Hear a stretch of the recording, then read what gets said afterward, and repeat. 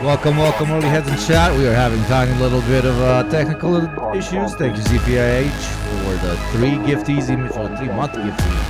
No, 3 months of tier 1 giftie. Welcome. I think the internet is stable now. Welcome.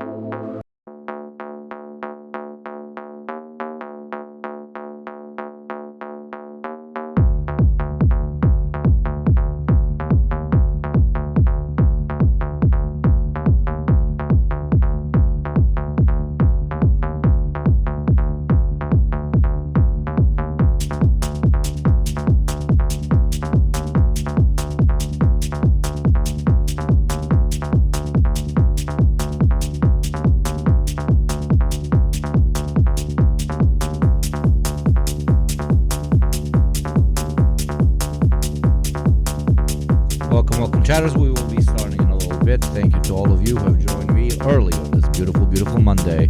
Enjoy the electronic beats before we begin in a couple of minutes.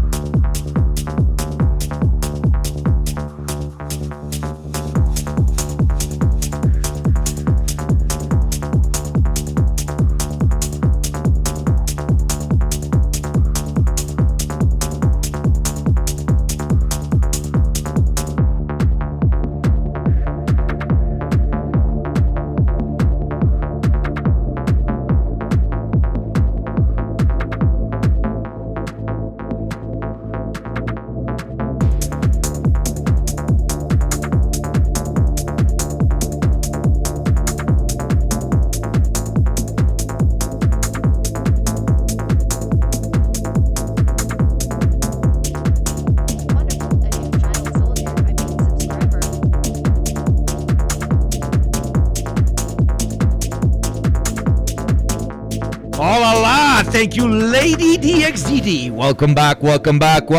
Thank you for the 5 months. We are starting very soon. Thank you very much.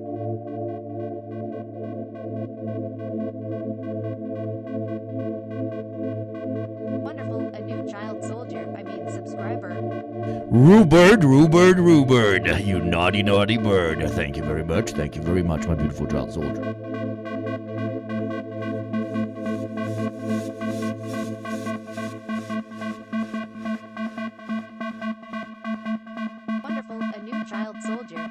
Let's fucking go. Trains already, baby. Thank you, Adelie. Thank you. All the love from the Philippines. Much love to the Philippines from me. And thank you, Tito is for life for the 6 months. ChudWatch. Are you ready?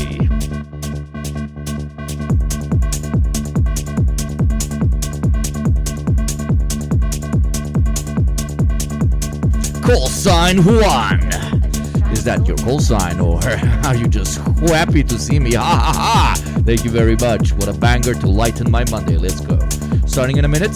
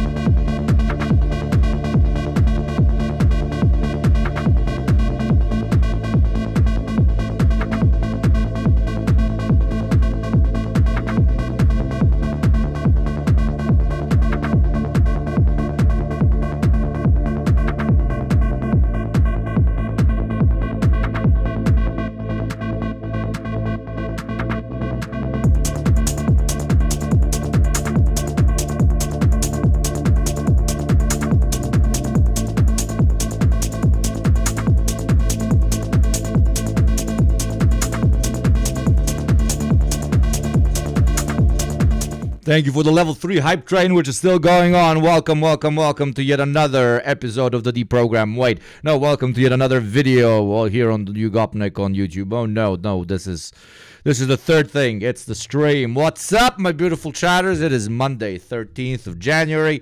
But remember, you do not hate Mondays. You hate capitalism. And even if you hate Mondays in particular, with your boy Hugo, it is always a motherfucking Friday. Welcome, welcome. It is very good to be back. I am a little bit sick because lots of sauna, lots of warm mineral water, and then spending too much time out in the snow. I did that classic thing because I thought I'm Giga Chad, Slavic Eastern European man, where you literally jump into a pile of snow straight out of the sauna, and then you jump into a warm pool. Very peculiar, especially while very drunk. Phenomenal and zinned out of my mind. Thank you, Gabriel, for the 100 bits. Hugo, you still not washed your other mask? I'm telling mom. It's perfectly clean, okay? It's perfectly clean. Do not talk to mom, you motherfucker. Older brothers, they're always pieces of shit. Thank you, Bomber. 03 for the sub with Prime, and thank you, Lil Nut 82. Let's fucking go. We are below that beautiful number 2000 of subs, which is very dangerous territory, for it makes me wish for the days of advertising. No jokes aside, thank you very much, Lil Nut. But yeah, I just came back yesterday. I was a little bit sick. Today I was having problems with the internet the entire day. I wasn't sure if I will be able to stream. I mean, the second we started even this stream, it immediately collapsed. So I don't know what's going on. There's a massive storm outside. I'm a little bit sick. I'm probably like partially hangover from those 2 absolutely unhinged days. I think like in order to make the drive home on the next day after the fucking party, I need to eat like 3 soups in order to both rehydrate, even though it's filled with sodium, most like chicken soup. Yes, chicken soup. So that, you know, I haven't concentrated enough not to crash. So basically what I'm saying is there's many factors at play right now. So if I'm being a little bit of a dum-dum, you must excuse me. It is not my intention to do so. But I don't think I will be, because we have some very, very good videos that we can cover today, and some very, very interesting topics that I'm relatively knowledgeable about, and that I can potentially share a little bit of tiny wisdom with you. Some people are asking about the hat. This is the official deprogrammed hat. It's very, you know, Nazi fucking text, but we're taking it back, if you know what I mean. New Neural Viz video for later. I saw. Hello, Yugopnik. Have you heard about the talk between Musk and the chancellor candidate of the far-right German party? She said that the Austrian painter was a communist. It's incredible. We are in post-truth. We are words make absolutely no sense. I'm pretty sure that if I sat here for like an hour and a half, just say, there would still be like a couple of guys that send me like subscriptions, and that say, holy shit, that made a lot of sense. It was about the Jews, right? Or something. So yeah, very, very post-truth moment, but that is not why we should, you know, a black pill. Hallucination maxing, absolutely. Dude, almost everybody on that, like not everybody, but like 30-40% of the people at that birthday party that I just went to were on LSD. They took like either a full tab or half a tab. And it was so strange because you're sitting in like, it's like minus 10 degrees outside. You're in like these incredibly warm mineral pools. There's steam everywhere, so you can't really see more than like 2-3 meters ahead of you, and then all of a sudden, you know, like an electronic music is blasting in the background, and you just randomly see these half petrified, half zombified creatures moving through the water. One of the most surreal weekends of my life, but a really, really good weekend. We had a great time. The friend who I visited, that he was making his birthday there, is a great communist. He also watches the shit. Sometimes he joins you here in chat even. So much love to him, and happy birthday one more time. Thank you, Retro Comrade, for the 3 months, you fucking G. Thank you so much. That is very, very kind of you. I do not know why my ad thing is not moving. Let me quickly fix it. Not my ad thing, my subscription counter. Okay, one moment. And yeah, that was basically my weekend is what I'm trying to tell you. How was your weekend? Anything interesting? Anybody get fired? Anybody get a new job? Anybody get laid? I mean, I sincerely doubt it since it's you guys, but maybe. Dry.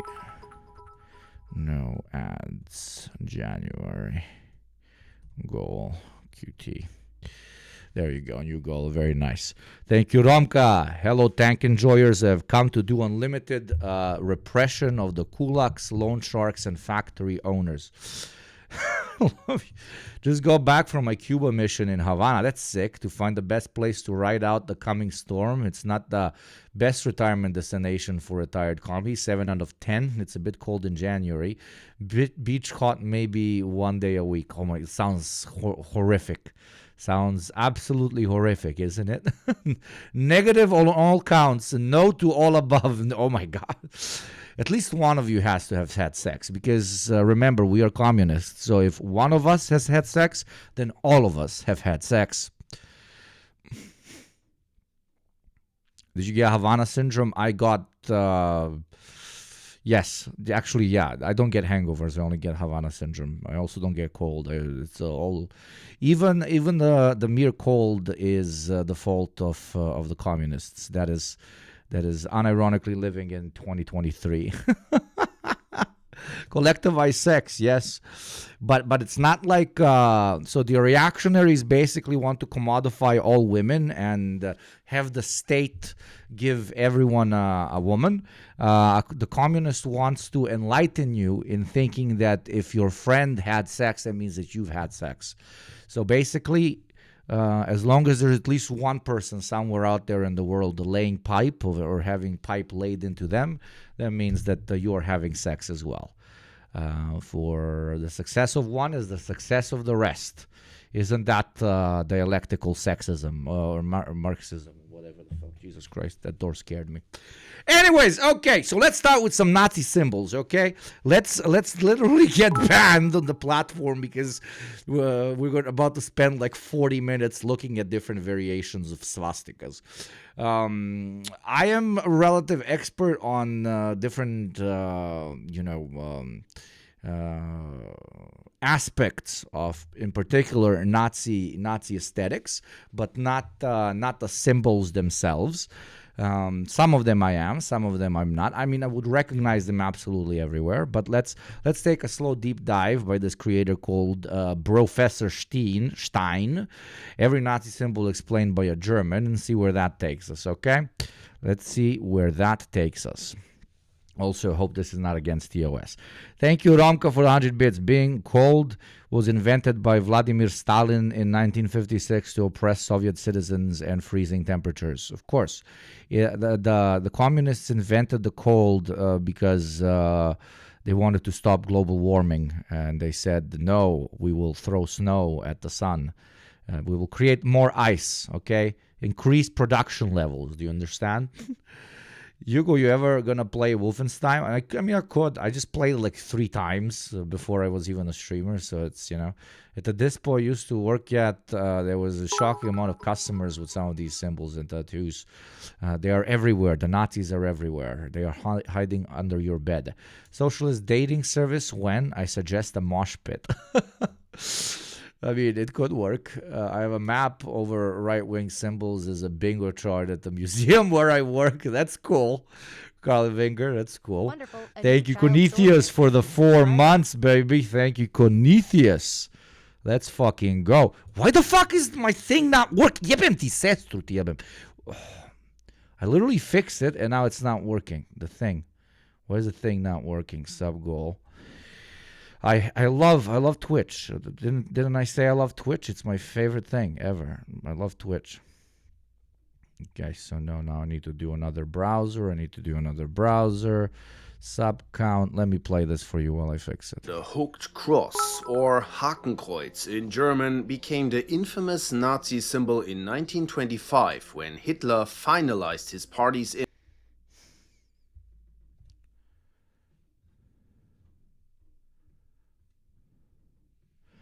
Holy shit, thank you very much for that beautiful amount of bits, you beautiful, beautiful human being, or post-human, or alien, according to Dugan. Thank you very, very much. Give me one moment. No, why did it pop out as 500? What the fuck is going on? Dude, my whole system is glitching. I just saw somebody give me 600 bits on screen, and then it disappeared.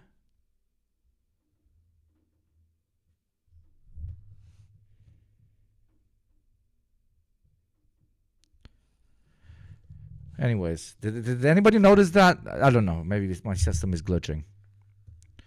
Hello, I watched a lot of your YouTube videos. First time live watching. Welcome to the community, my friend.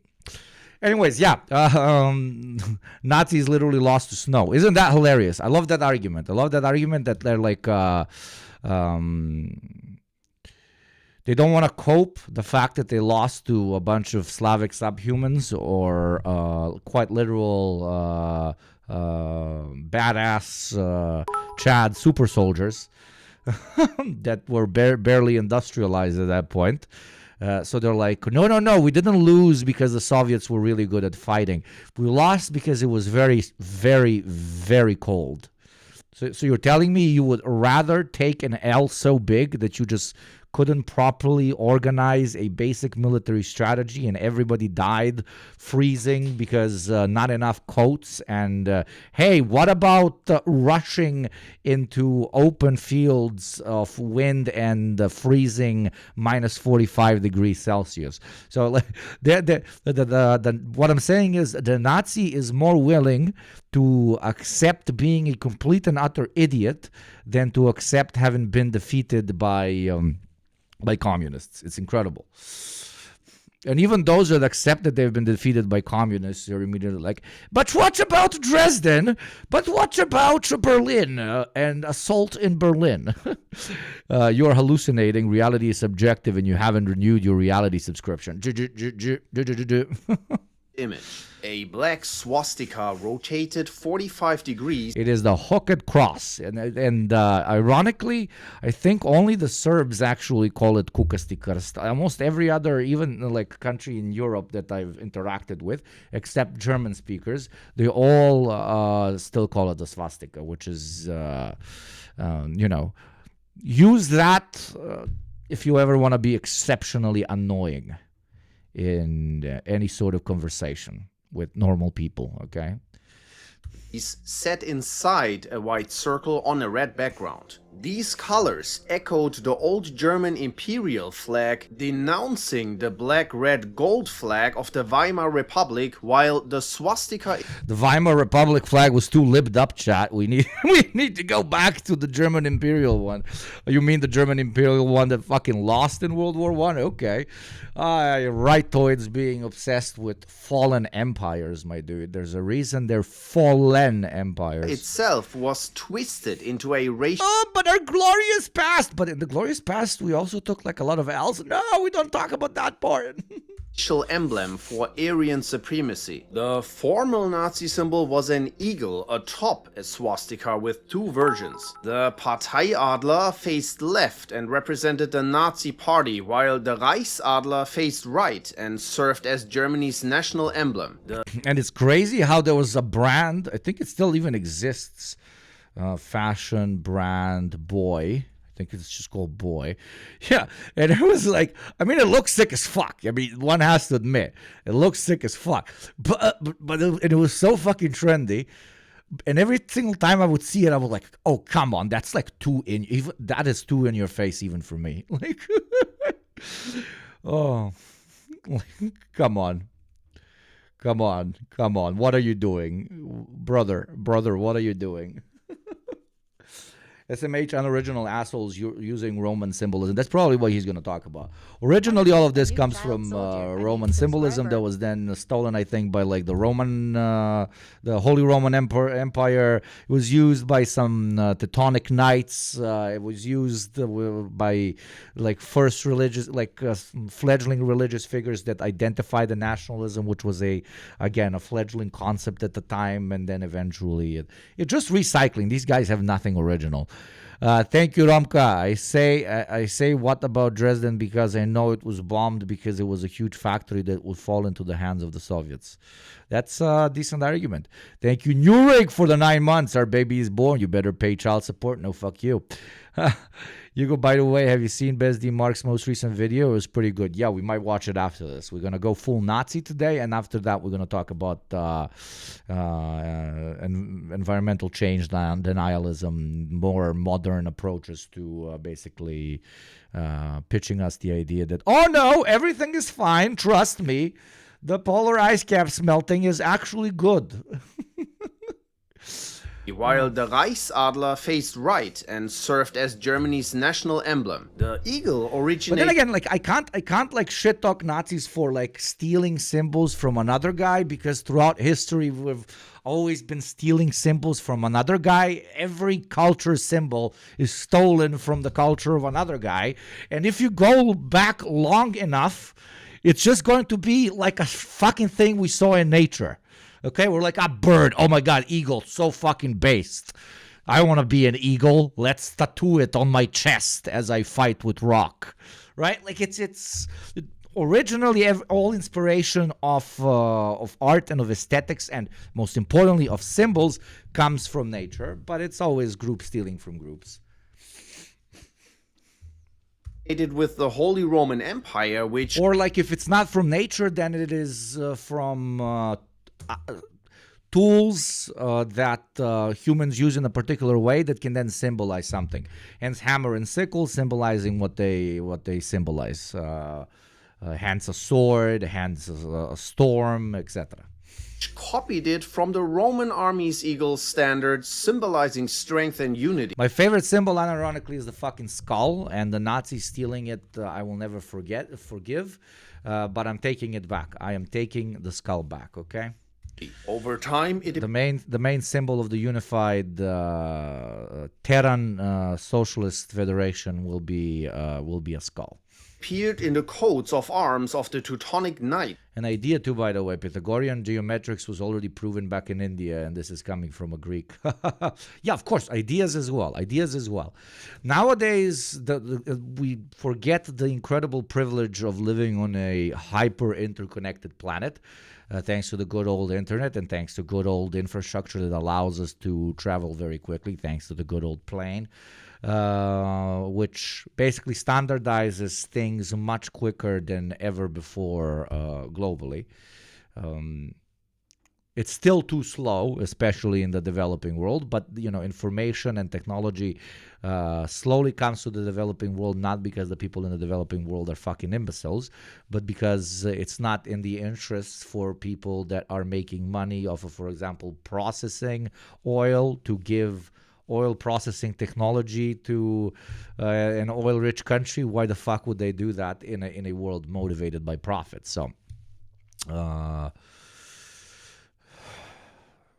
can only imagine just how quickly we would be able to standardize most scientific discoveries all over the planet, most medical discoveries all over the planet, if we didn't have that particular limitation, also known as good old capitalismus. And the Kingdom of Prussia, becoming a symbol of German unity before the Nazis modified it. However, Hitler didn't invent the swastika, of course. He stole it. It had already appeared in Germany in 1907 on the flag of the Order of the New Templars, an Austrian nationalist secret society. But the swastika is much older than that. It has ancient roots in India, where it represented good luck and well-being. The word swastika comes from the old Sanskrit language, meaning conducive to well-being. Across Hinduism, Buddhism, and Jainism, it's a positive spiritual symbol. The swastika also appeared in ancient Greece for Zeus, in Rome for Jupiter, and in Norse mythology for Thor. Native American tribes like the Navajo and Hopi used it as a good luck charm. Even the US 45th Infantry Division had a swastika shoulder patch. Despite its global history as a symbol of positivity, Imagine how much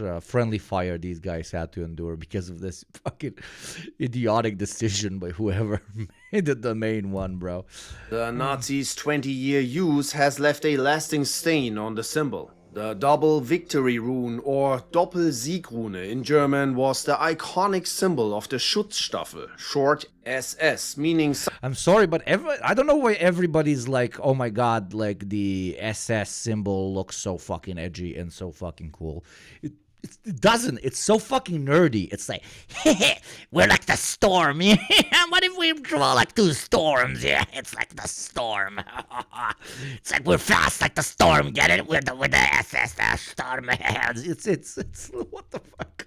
something like defense. It's very like the Nazis said absolutely brilliant fucking symbols. Like, don't get me fucking wrong. But the SS one in particular, like, what are you?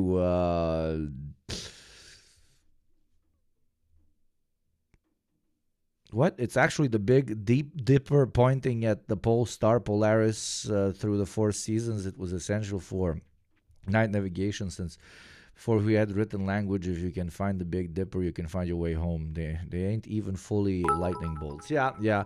No, it looks like I don't remember Harry Potter lore. How did he get that fucking thing on his forehead when? Well, whoever hit him to give him that, like, what if he got hit twice? That's the SS symbol. The SS recruitment could have easily diffused introducing them to Warhammer 40k. Absolutely. Core. I mean, look at me. Designed in 1933 by SS Commander Walter Heck, it featured 2 Sig runes side by side, resembling lightning bolts. The design carried a double meaning. It symbolized both the initials of the SS and the rallying cry "Victory, Victory." The Sig rune, originally the Sovilo rune from ancient runic. Harry, you're a Nazi. This like imagine there's a Harry all of a sudden appears that has a particular German accent, and he starts screaming to Hermione how she should leave the school because this is no place for a proud Aryan woman which should already have given at least 6 sons to the Third Reich. And she's like, there's something wrong with Harry. And they're like, oh, it's Nazi Harry. It's his twin brother. When they got attacked, the twin brother got hit twice on the head. That's why he has the SS instead of just one S. Herbert Potter. Alphabets traditionally represented the sun. However, Völkisch mystic Guido von List reinterpreted it into his pseudo-runic Armanen system to mean victory. The Nazis adapted this reinterpretation for the SS, which became the regime's paramilitary arm and a key agent of surveillance, terror, and atrocities across German-occupied Europe. Speaking of atrocities, almost at the level of literal World War II, advertising. But thankfully here on this channel we have defeated it. If we hadn't defeated advertising, an ad would have played in exactly 2 minutes and 40 seconds. And how do we keep these Nazis, advertisers at bay? By making sure that we are always over at least 2,000 subscribers. So do consider gifting to those less privileged than you, or becoming a sub yourself and allowing us to continue this beautiful, pure, no ad streaming service. Thank you very much, Gun. SS Death's Head, or Toten. Imagine if Hitler had beef with a specific child and then just branded it with the SS symbol. That's fucked up, but that did happen. They would write on like people's backs. It's pretty fucked up shit. Kopf emblem originated in Prussian military tradition. First associated with the Prussian Death's Head Hussars, an elite cavalry unit, it was also worn by members of the German imperial family during World War I. This is where they got it from, this particular skull, but a skull was also used in like hundreds of cultures at that time. Even anarchists used the skull. Even a lot of communists used the skull. Thank you very much, Gabriel, for the gift, you fucking legend. Let's fucking go, baby. Thank you so much. It appeared as a regimental badge and was later adopted by the Freikorps, paramilitaries opposing communism. This was legendary. I wish they stayed with this. Dude, it's literally just look at them. It's a bunch of LARPers that don't know how the economy works and nor how a penis works. And they go march around and attack unarmed people. It's always the same fucking thing. But yeah, you have the Free Ukraine flag. No, not the new one, anarchist. You had this. Смерть всім, хто на пришкоді добуття вільності трудовому люду, like death to everybody who, you know, fucks with the working class people, basically. Then you have the Chetniks flag. You know, it's literally the same. It's basically the symbol with a fucking skull on top of it, right? For the more radical members of the Chetniks. And you have plenty of other ones. I mean, you have the good old pirates, if you know what I mean. So yeah. Graphic design is mein Passion. For Germany under the Weimar One Piece is real, yeah. One Piece just migrated to Serbia and became Chetniks during World War II. Some of them went to Ukraine and became anarchists, but that's pretty much all the pirates. Republic, the 5th Cavalry Regiment retained the Totenkopf, continuing its imperial cavalry heritage. In the early Nazi period, it was used by Hitler's personal bodyguard unit, the Stabswache, which evolved into the Schutzstaffel. The SS adopted the emblem for their caps, especially for their Totenkopfverbände unit, which was responsible for the Nazi concentration camps. Nazi Germany's regular army also used it as a badge on uniforms. The wolf's hook, or Wolfsangel, is a heraldic symbol originating in medieval Germany. I love the pacing of the video. It's a very good video because it's going from the standard Nazi symbolism to LARPier and LARPier and LARPier and LARPier and LARPier and LARPier. And there's a very decent amount of commentary that can be made about this. Like, why are they so obsessed with symbols? Because they need to signify where they're located in the fake hierarchies that they are creating. But one would ask, why are they creating fake hierarchies? That's insane. Why would you want more hierarchies? Like, are you a cuck or something? You want more bosses, and you want your boss to have a boss and him to have a boss, and then there to be like one main boss, and we go all around shouting Heil boss, and almost everything you do every day is about, you know, satisfying your boss, who then wants to satisfy another boss, which that at its absolute core is what fascism is. But very often you can't, like, okay, you are a guy with gun, and another one is guy with gun, and then there's another guy with gun, and there's like 5 different groups of guy with gun. But then these groups like look at each other with great intensity, and they're like, who is higher on the hierarchy as guy with gun? And they're like, okay, Wehrmacht very low as guy with gun. So you get little silly looking, you get The little regular army also use it as a badge on you get stupid looking badge, okay? You get skull, but you get very stupid looking skull. And the higher you go, the crazier the symbols, which means the more important the person, okay? It is quite literally inventing new ways through which to be a subordinate intentionally. That's what they get off. And that's the point of the whole idea at its absolute core. Hierarchy über alles, literally. I went to Wewelsburg where they have an SS museum. They did so much cringe LARP stuff. They built a room meant for a constant fire. Okay. But constant fire of these guys, a room with a constant fire. You know, most countries do that, but yeah, they have like the constant fire thing. Originating in medieval Germany and eastern France, inspired by wolf traps used in the Middle Ages. The symbol features a Z-shaped hook. Oh, thank you, Gay Lennon, for the 11 months. I never thought I was gonna say that fucking sentence, but thank you, Gay Lennon. I also respect all the other Lennons here in chat. Thank you very much for the 11 months. It's very kind of you. Is our Sangay or what? often stylized with a central horizontal bar that can be reversed or rotated. In its early use, the wolf's hook was thought to have magical powers and was believed to ward off wolves, appearing on medieval banners and town seals in forested regions of Germany. And I see some people are asking, okay, but why do we care about symbols that much? It's not really like there's no direct explanation, but the human soul always felt the need to outwardly express the particular belief systems that they hold very dearly, right? We don't know why, really. We just like really fuck with screaming at everyone that we are really into a thing, okay? Why do people put flags on their cars? Why do they buy, I don't know, metal band t-shirts, etc., etc.? We really want everybody around us to know that we're really into this particular thing.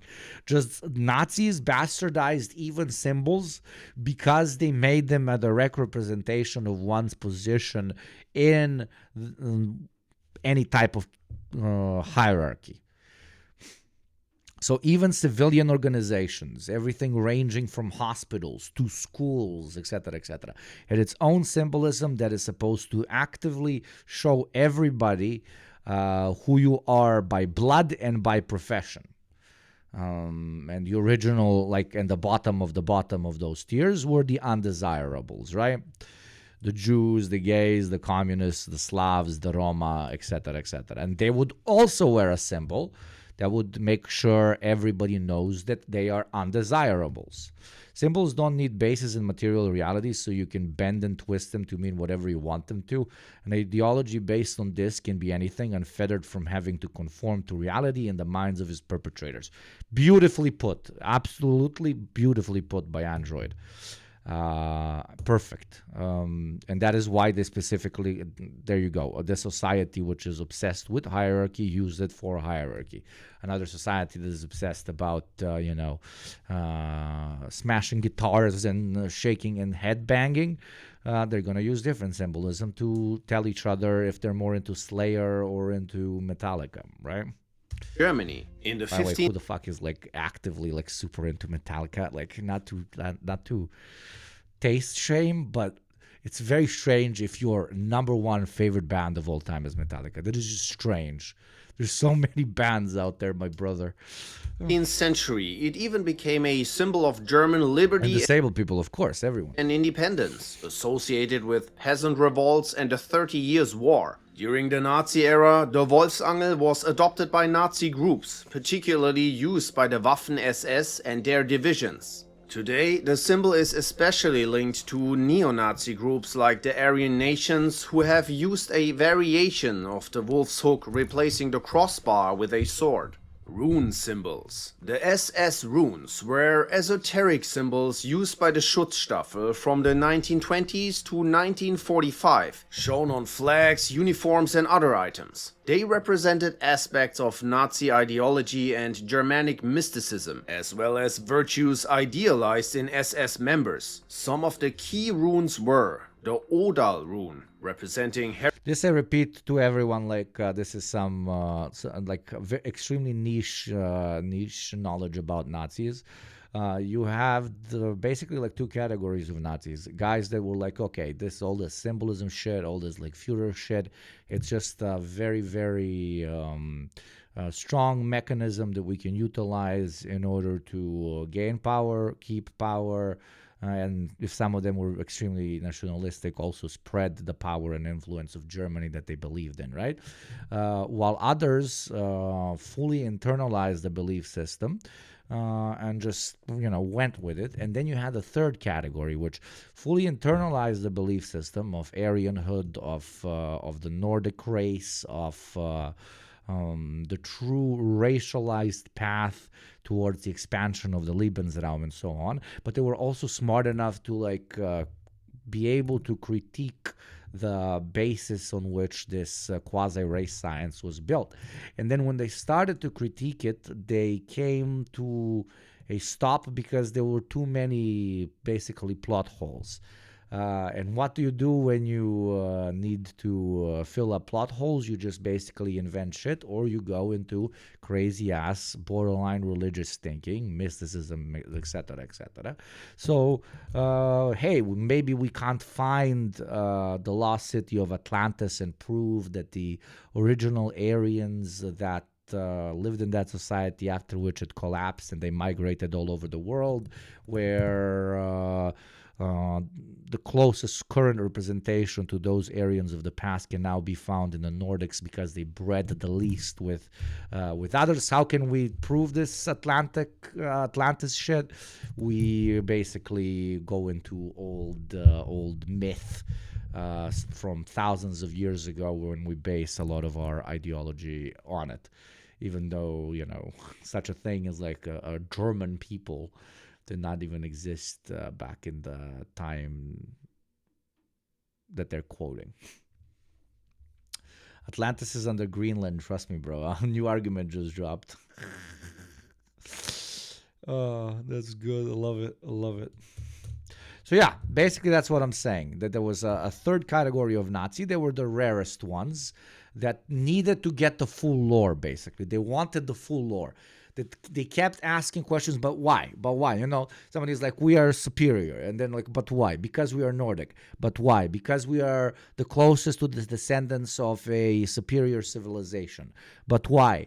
Because they had incredible technology and a superior hyper caste kind of ultra hierarchical system. But why? Like, where were they? Oh, look, I find book from 12th century talking about underwater city. Oh, okay, great. I will now make my whole personality revolve around it. Okay, that's it. That's it. Nerds. Yeah, I like to call them Nazi in particular version of fascism is playing D&D in IRL, but the races don't work together. It's just like constant murder. But yeah, it's IRL Dungeons and Dragons. It's pure LARP. It's a whole ideology based on LARP. Heritage and land. It symbolized the SS's goal of maintaining racial purity, notably used by the 7th SS Volunteer Mountain Division. Today, it's linked to white supremacy and used by groups like the American National Socialist Movement or the Italian National Vanguard. Next we got the Ive rune, a version of the Ivas rune. It was used by Hitler's personal adjutants like Rudolf Hess. The Hagal rune symbolized unshakable faith in Nazi philosophy, featured on the SS Honor Ring, a personal award from Heinrich Himmler, the leader of the SS, given to senior... Okay, holy shit.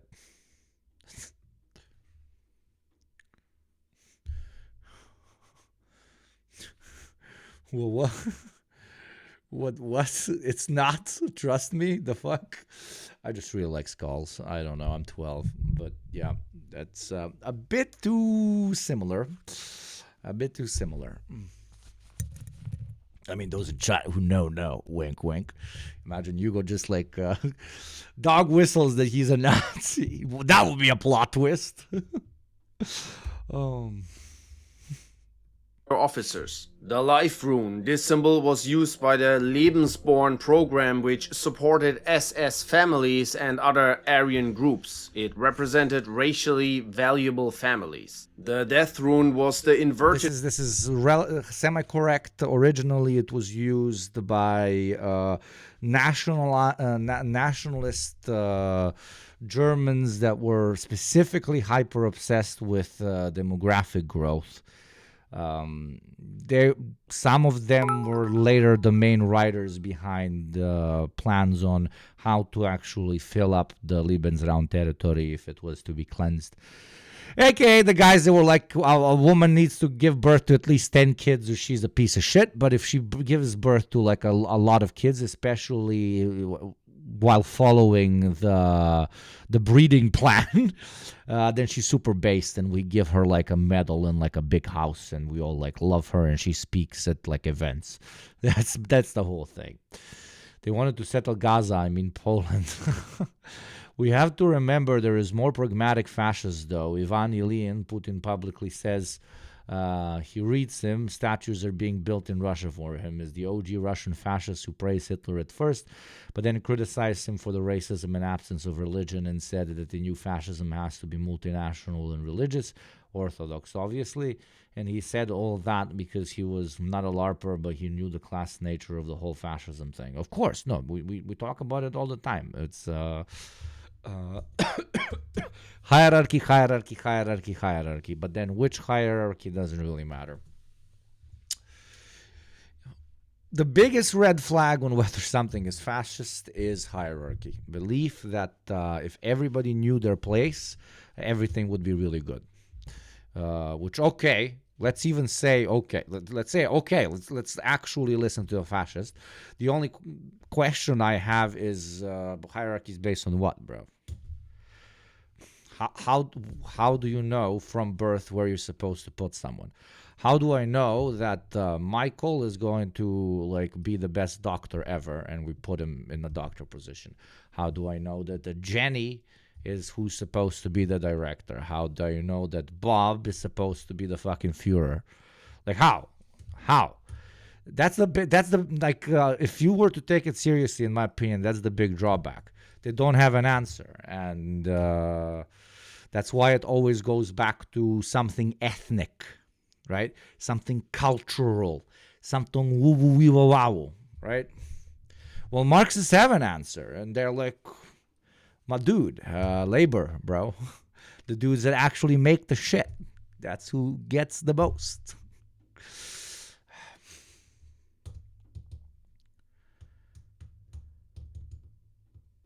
Okay, gotta specify. It's specifically natural hierarchies they espouse. Hierarchies, Emo have uses as tools, but not as idols. Yeah, of course. Of course. That's the whole point. America says that is communism, not fascism. Yeah, that's very funny. Communism is believing that certain people are just naturally better, have an ingrained greatness that can lead us forward as long as we listen to Bob the Führer, you know? Version of the life rune used by the SS to symbolize death on documents and grave markers, replacing the traditional cross symbol. And finally, the Tyr rune was associated with the god Tyr and war, symbolizing military leadership and battle in SS ideology. The Iron Cross originated as a military decoration in the Kingdom of Prussia and continued through the German Empire and Nazi Germany. Its design is derived from the insignia of the 13th century Teutonic Order. During World War II, the Nazis modified the Iron Cross by adding a swastika on the medal. After the war, the medal was discontinued but later adopted by neo-Nazis and white supremacists as a hate symbol. In the US, the Iron Cross became popular among outlaw bikers and skateboarders in the post-World War II era as a symbol of rebellion, but also in logos for various companies. As a result, the Iron Cross is now also used in non-Nazi contexts, especially in the US, but its meaning can vary. The Celtic cross, originally a form of Christian cross with a ring, emerged in Ireland, France and regions evangelized by Irish missionaries in the 9th to 12th centuries. However, the symbol was once again hijacked. In the 1930s and 40s, the symbol was adopted by Norwegian Nazis, and in more recent... Oh yeah, this one you see everywhere nowadays. This is the main white supremacy symbol, pretty much. They make very edgy, like, chains. They make very edgy T-shirts. The classic completely white T-shirt with the red and black, specifically this symbol right on the middle. Holy shit, I've seen so many of those. ...has become a staple for neo-Nazis, the KKK, and other white supremacist groups. But they use a squared version of the Celtic cross rather than the traditional elongated Christian design. This version is now widely recognized as a generic hate symbol disconnected. Damn, I wish I saw this video before I got all these cool symbols tattooed on me. I also realized I have a high-ranking SS ring, so we're on the same boat. From its original context. Broken Sun Cross. This is a variation of the sun wheel, whose origins trace back to prehistoric times and cultures from Scandinavia. Prehistoric times, like the times when we needed to watch an ad, like the ad that was going to play in exactly 3 minutes, but that we can avoid thanks to beautiful, beautiful subscribers. So if you have not subscribed yet, support our great jihad against advertising for $6 a month for free through Prime, or gift to those less privileged than you. Thank you for the consideration, and enjoy not watching the ad that was going to play in 2 minutes and 30 seconds.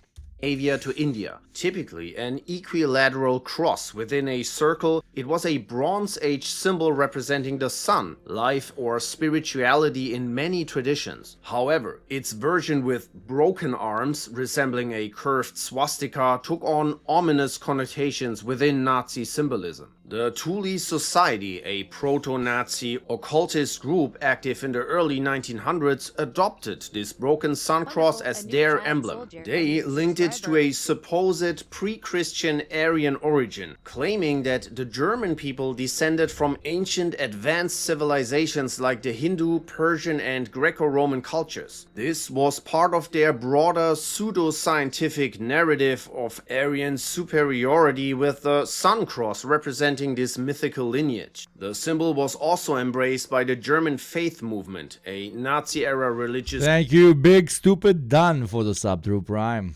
Group that sought to replace Christianity with a belief system rooted in Germanic paganism and Nazi ideology. The fifth... If we take the hierarchy discourse further, it's more about imposing a particular idealistic hierarchy rather just than liking hierarchy. As they want their made-up hierarchy that all Slavs are untermenschen.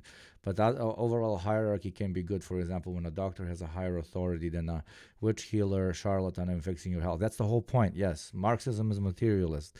We actually look at who is capable of doing something and who can show us that he is capable of doing something through action, through labor, both intellectual labor, spiritual labor, and physical labor. Those are my definitions, not classic Marxist definitions. But basically, yes, in a material, this is why fascism is immaterial de facto. Because just ask them, what are these natural qualities that will be able to tell me whether somebody is deemed for incredible greatness and we should all sit down and follow them and even lay our life on the line for them, versus some other guy's qualities? Why should we pick Bob over Jim? Right? And then because then it always goes back to what? Goes back to D&D. Dungeons and Dragons. It's all of a sudden about the ancient forgotten Aryan land from which the Nords descended, from which we descended, and that's why super based, right?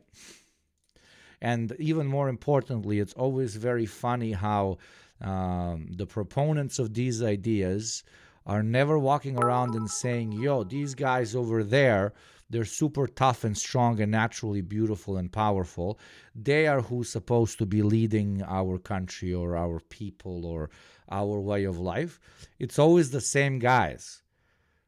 It's always the same guys that look like they were dropped by their mom 5 times after birth intentionally, right? That now are like, okay, I'm willing to take on the role as Big Boss Man. I'm also even willing to invent a new name for Big Boss Man. Call me, I don't know, Führer. And my friends like Ubergruppensturpen Führer. Okay? Look at all the nice symbols we have that say that we're better than you. Don't look at the fact that I literally have one testicle and a micro penis. Literally Adolf Hitler. So it's a money grab, bro. It's a fucking con. It's a fucking con. That's why the only ones that actually believe this shit, that didn't do it as a con, okay, like went completely insane talking about fucking Atlantis, because that's the only way you justify the D&D aspect. Thank you, Geistiger Abfall, mein Freund. Dankeschön for the sub with Prime, and thank you, Gabriel, for the 100. It's simple. We all should follow the slickest dude who yaps the best, especially if he has a mask, right? If he has a mask, that means he genuinely does not care about his individual importance and power. Okay, he's anonymous as shit, so you can see yourself in him, and he will always see himself in you. I am a simple amalgamation of a meat stick that says the things that you all believe.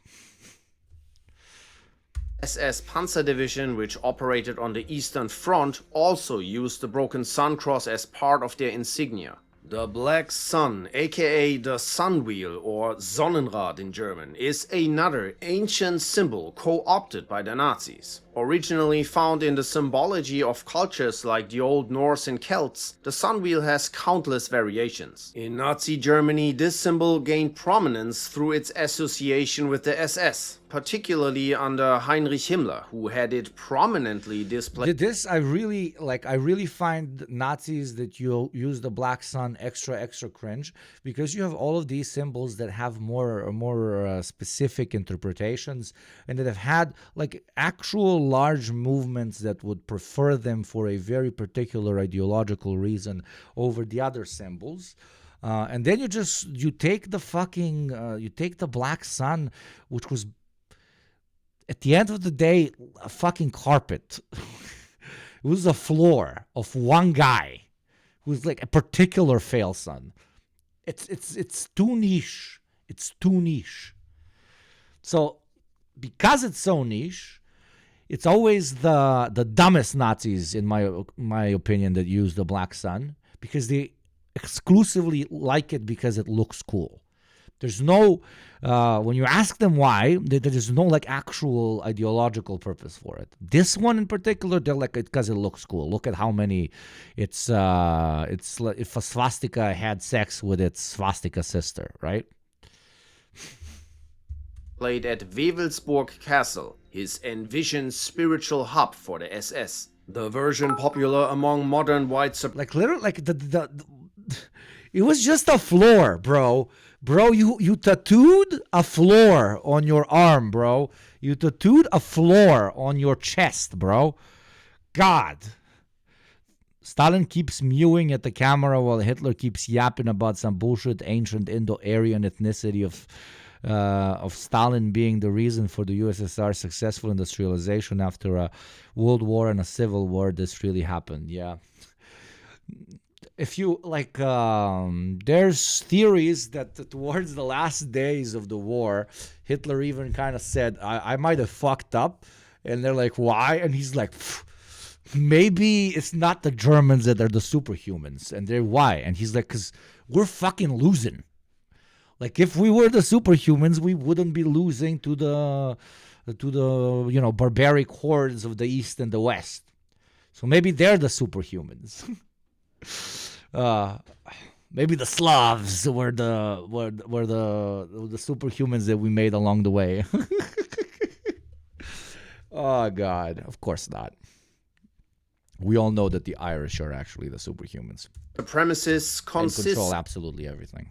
Don't Google Irish CEOs percentage. Of two concentric circles with 12 crooked rays emanating outward, often in combination with other symbols like the swastika in its center. While the Black Sun has clear ties to Nazi ideology and is embraced by neo-Nazi groups today, similar symbols are used in various cultural contexts worldwide. Therefore, it's not always connected to Nazism. The triskelion is an ancient Celtic symbol with 3 curved or jointed segments spiraling out from a center. This one has various forms, including one that looks like a 3-pointed swastika or with curved lines and curlicues. While this one I saw a literal Jew wearing.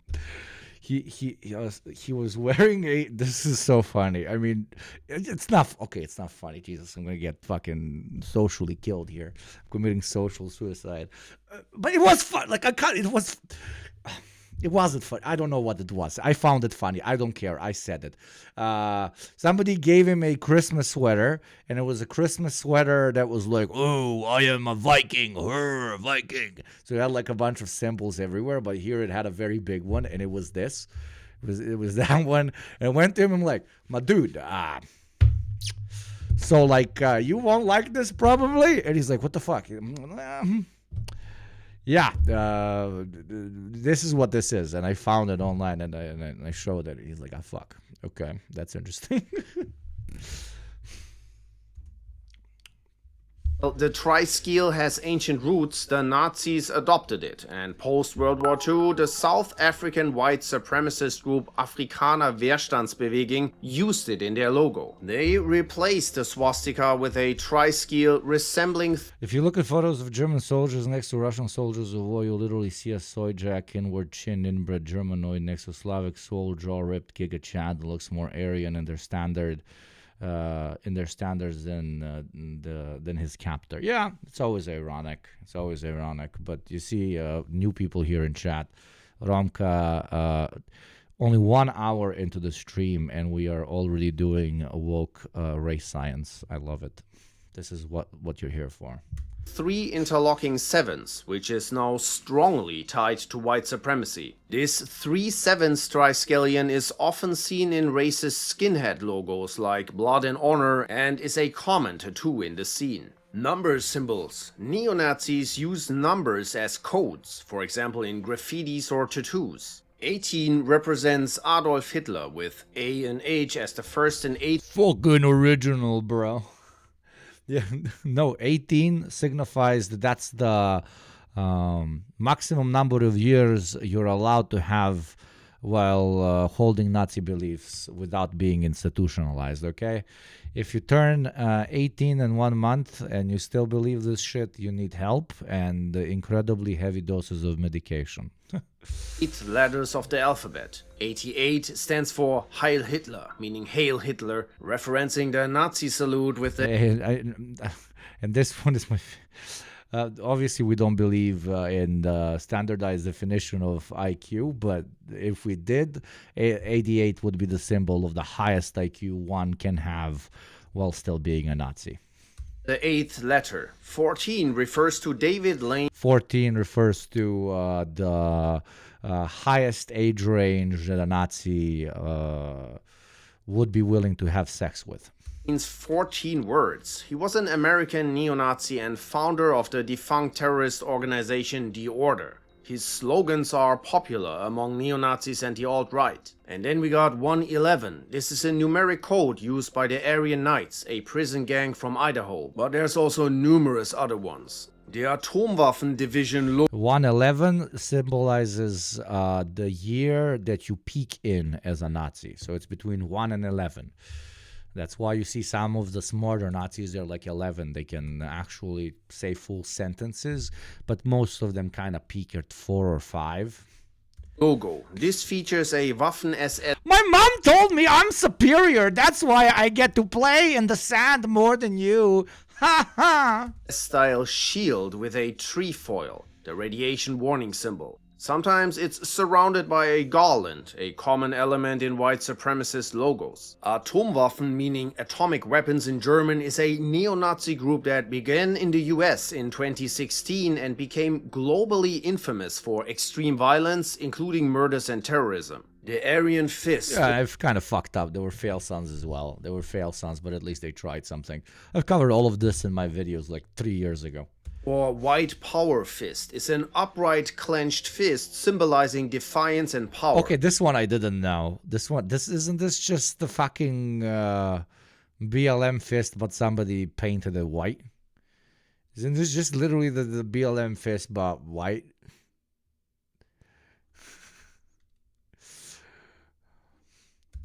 Originally a... Yep, yeah, okay. So they're they continue with...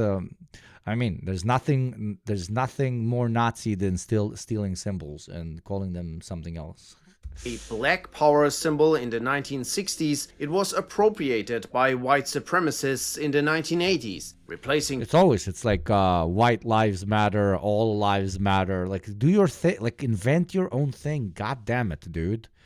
The dark-skinned blue lives matter fist with a white one, often used to signify white pride. Fasces, this bundle of sticks with an white pride.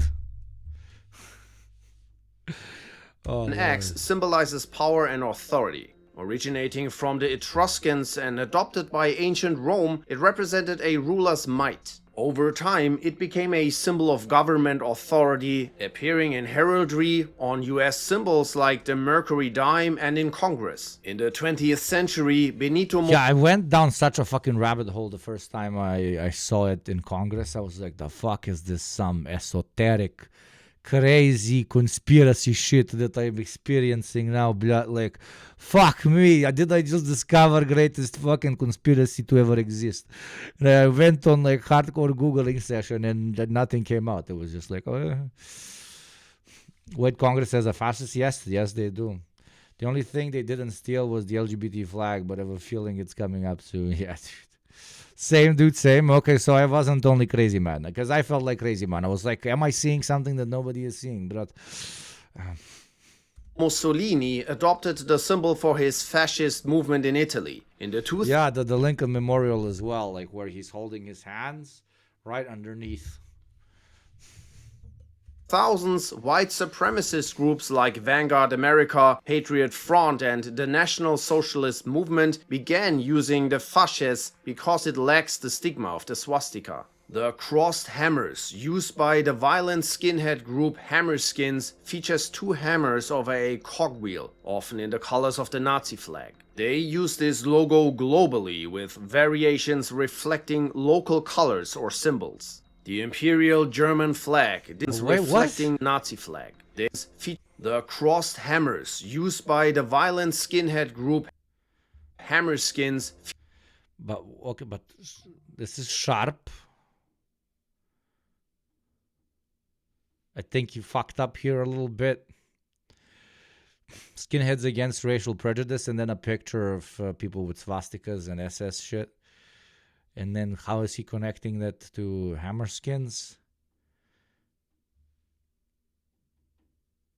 Either his editor or he like fucked up here, like big time. This is like putting up a picture of I don't know, Yugoslav partisan next to a fucking SS officer. Features two hammers over a cogwheel, often in the colors of the Nazi flag. They use this logo globally with variations reflecting local colors or symbols. The Imperial German flag. This older flag from Imperial Germany is often used by German neo-Nazis as a substitute for the banned swastika. While the original flag had no racist or anti-Semitic meaning, it has been co-opted by neo-Nazis in Germany, Europe, and the US to signal their ideology. The SA symbol, short for Sturmabteilung. You are super fucking niche if you go with this one, brother. You're very fucking niche, brother. My racism is so fucking niche, brother. And there's like a new idea, like a relatively like Nazi anarchists, or what was it?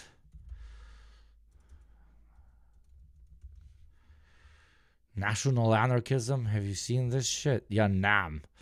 National Anarchist Movement. It's legendary. It's like, oh my god. Spectrum levels rise. Alessandro Mussolini did appropriate the LGBT flag. Oh my god, we got to this. What the fuck? Oh.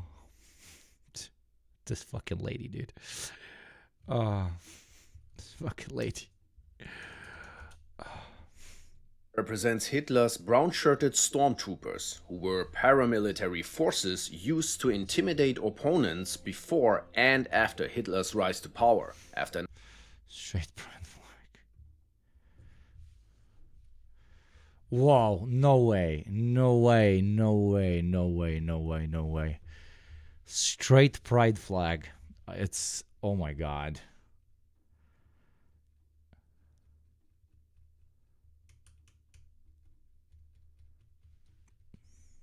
This made my day. This made my week. I'm literally putting this outside my house. Can I give you a PO box and somebody send it to me? I want to put it in the back of the stream. I want to put it like right here. Like right here. Like this. Right here. It would be so fucking good. Just do we would do what was that old philosopher, and then Zizek stole his joke. You know, when you enter Zizek's house, there's a massive picture of Stalin, And immediately they're like, oh my God, do you love Stalin or something? And the answer is usually, I have it here so fucking idiots ask me stupid questions. And if I can, if I can put up the straight flag to just every time a new chatter comes in and is like, what the fuck is that? Just so I can say, hello, fucking idiot. Even though their attention is absolutely on spot and kind and nice. Yeah, it's brilliant. Anyways, if you want me to spend thousands of dollars, which is probably the price of the straight flag, because I don't think that anybody would want to make it for you for less, do consider becoming a subscriber for $6 or for free through Prime or by gifting to those less privileged than you and avoid the ad that's going to play in 3 minutes and 40 seconds. Psych, it's not going to play because we don't watch ads here. In 1934, when many SA leaders were killed, it was overshadowed by the SS. Post-World War II, some neo-Nazis, particularly in Europe, adopted the SA symbol as other Nazi imagery was banned. The hammer and sword symbol was used by Strasserists, followers of a more radical, worker-focused form of Nazism known as Strasserism. This ideology led by Otto and Gregor of Nazism Strasserists, followers of a more radical, worker-focused form of Nazism known as How was Strasserism more radical than Nazism? Nazis? What the This is not correct. Strasserism. That is not correct.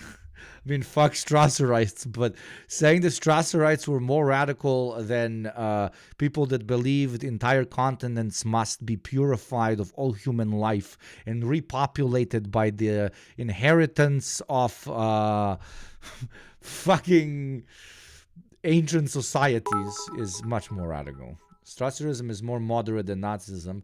It's what infrared and the whole ACP thing are. There's no way you can say Nazism is less radical than Strasserism, dude. Germans, yeah, fucking Germans.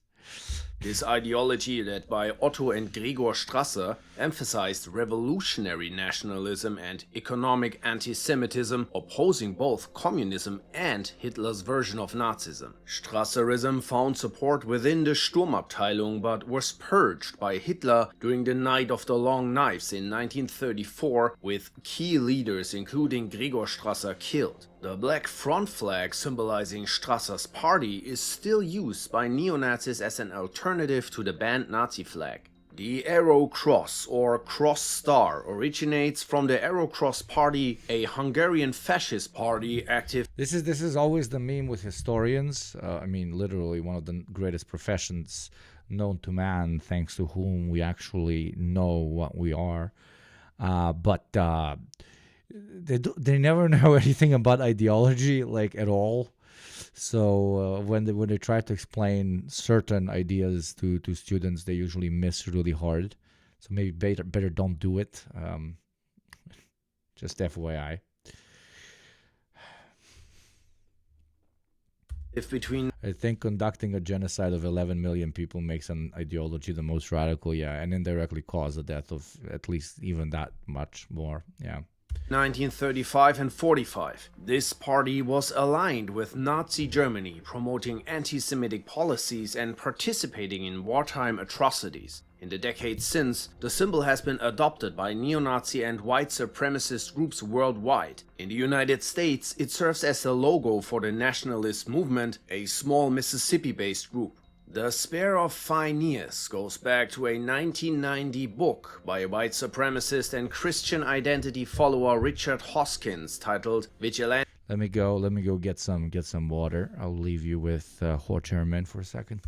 Of Christendom, the story of the Phineas priesthood. According to Hoskins, this so-called priesthood consists of avengers who commit violent acts to uphold racial purity and God's law, taking inspiration from Phineas, an Old Testament figure who killed a fellow Israelite for marrying a foreign woman to protect Israel's purity. Despite the dramatized claims in the book, no organized Phineas priesthood exists. At least not officially. The idea gained brief traction in the mid-90s when individuals who carried out robberies and bombings in the US claimed to be Phineas priests. However, the concept is mostly symbolic and has become more of a meme among hardcore Christian identity adherents. The symbol is a P with a horizontal line running through it and serves as a marker for this niche ideology. Still, there are some photos of tattoos with this symbol. The crossed grenade emblem represents the Dirlewanger Brigade, a notorious Waffen-SS unit led by Oskar Dirlewanger. Known for extreme brutality, the brigade was involved in horrific acts during World War II, including suppressing the 1944 Warsaw Uprising. Dirlewanger's unit gained a reputation for sadism and atrocities even within the Waffen-SS. Boots and laces. In the 70s, skinheads in Britain adopted steel-toed work boots as part of their style, which became associated with violence. Racist skinheads often wear red or white shoelaces to identify themselves, with leather lacing common to avoid crossed laces. Some even get a tattoo with this symbol on their head. Thanks for watching, guys, and check out the channel for more videos. What part are we at? Do they start killing the minorities yet? What's up? What's up? I got some nuts. You want some of my nuts? You don't want some of my nuts? I still got my big jug. You like my big jug? Love my big jug. Okay, Nazis. Very bad period of history. What if a lot of periods in history were really bad, and the things you're struggling with, almost all humans throughout history have struggled with. Just compared to them, you actually have a mechanism that can allow you to get over them, right?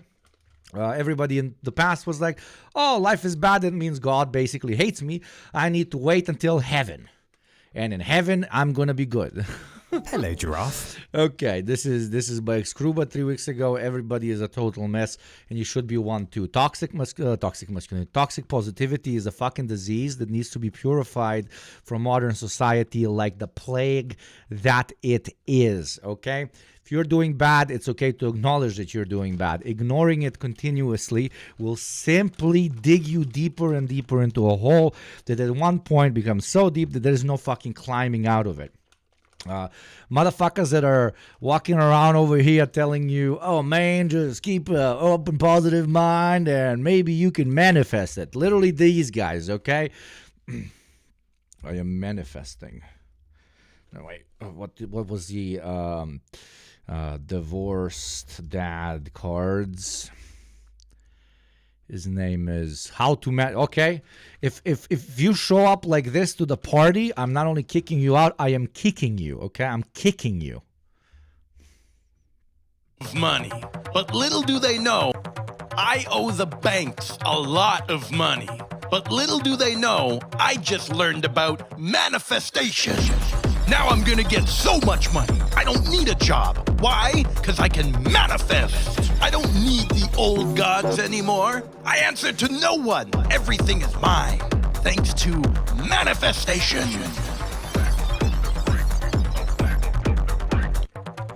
Okay, this is what you look like. Okay, this is what you look like. And I want to go buy a sharp object and dance with your internal organs, okay? I need to chat to understand German brain. So on the leftish. Fucking way, German shift guild to next Muslims. Yeah, maybe later we'll play it. Okay. Now, this video is basically about toxic positivity, a video I made on this topic like a while ago, but more from a historical lens. So it tells you basically toxic positivity is shit, but because, you know, stuff was shit for a very long time. So trying to ignore it will fix absolutely nothing. Okay, very good. How are you today? Why the long neck? We will. Oh, you've got the SADS, haven't you? That moment when you manifest your destiny so hard that it leads to the genocide of one people, the slavery of another, and then you casually call yourself the beacon of freedom and democracy after you make huge profits on 2 world wars. Who could that be? Who could that be, I wonder? What country is Ramka talking about? I do wonder indeed. Well, why don't we phone a friend and cheer you up? Ring ring. Yes, hello, this is Elephant. Elephant says, oh, hi Giraffe. Would you like to invest? Debo, did you get banned or some shit? Why do you not have a subscription? Somebody give Debo a subscription. What the fuck? Debo's an OG here. Why do you have no symbols next to your name? Very strange. Just in my crypto startup. Well, fuck you twice. Good day. Maybe Elephant's a little busy. Let's see if Tiger has any helpful advice. Ring ring. Kvoiskaš be? Tiger says. Opritvam se da se nadrusam. Ne mi zvoni poveće beda te eba. Dude, why is this Macedonian or Bulgarian? What the fuck? This is me. Oh, am I one of the toxic friends? Says. Opritvam se da se nadrusam. No. Oh, dude, I can translate. This is so funny. Oh my, I can give you layers. Wait. Ring. Kvoiskaš be? What do you want, motherfucker? I mean, he doesn't say motherfucker, but hey, what do you want? Tiger says. Opritvam se da se nadrusam. I'm trying to snort all this coke. Ne mi zvoni poveće Don't call me anymore. beda te eba. To go fuck yourself. Toponar. If doo-doo brain. What the? This was so sweet. Well, that didn't go very well, did it? I bet you feel even more alone now, don't you, Giraffe? You're probably thinking about graduating from weekend roast potato binges to weekday gin tonic benders, aren't you? No, Giraffe, that's not the way. Probably. No. I mean, partially. Just, 20% of your time. Binges help. But if it becomes 21%, then it starts slowly enveloping your life into a constant middle way between a hangover and a really good time.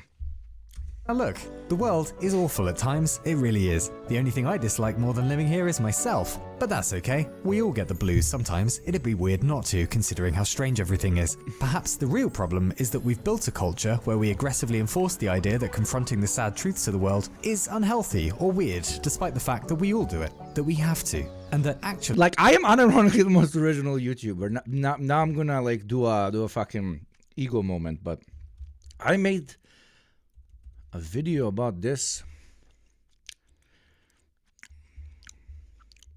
Well, okay, this person made one before me. I didn't see it, but she's a doctor, so it doesn't count. I'm a content creator.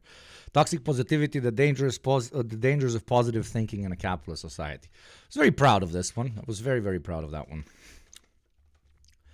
I'm over here actually adapting theory, bro. Not just herder. These events happened in this year. Here's another video. Thank you for the, I don't know, Ground News sponsorship. Actually, at the bottom of it, underneath kind regards and birthday cards, everybody is a total mess. And you should be one too. So there's about 8... What? This dude has... Oh my god. Our species... Because he's very Balkan coded. I know his accent is not, but he is very Balkan coded.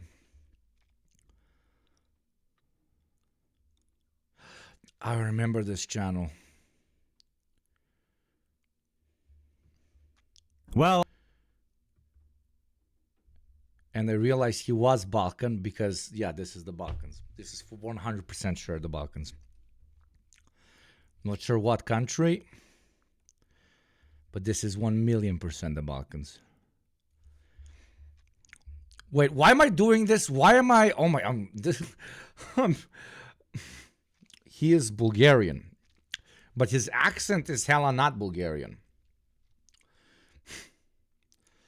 Also, why am I, to an extent, what's the word, geoguesser moment? No, he's definitely, like, this might be Bulgaria. I can't be sure if it's Bulgaria. I mean, I can if I see letters.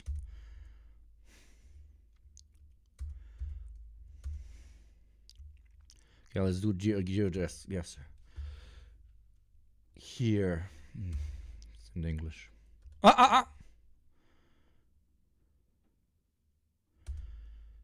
Restaurant. Oh, it's all in English. That's interesting. Restaurant and pizza. Let's see. What's the ad up there? Too blurry. Let's try and increase. Try and find doxing in process. No, I'm not doxing where he actually lives, But I can't tell you the country. I don't care. Because it's cool. Because I just want to prove that he's Balkan. This even seems familiar. I might have been here. Because I've been to Bulgaria. I've been to Macedonia. But it's all park. Smart motherfucker. It's an old park, but parks also have buildings and statues very often.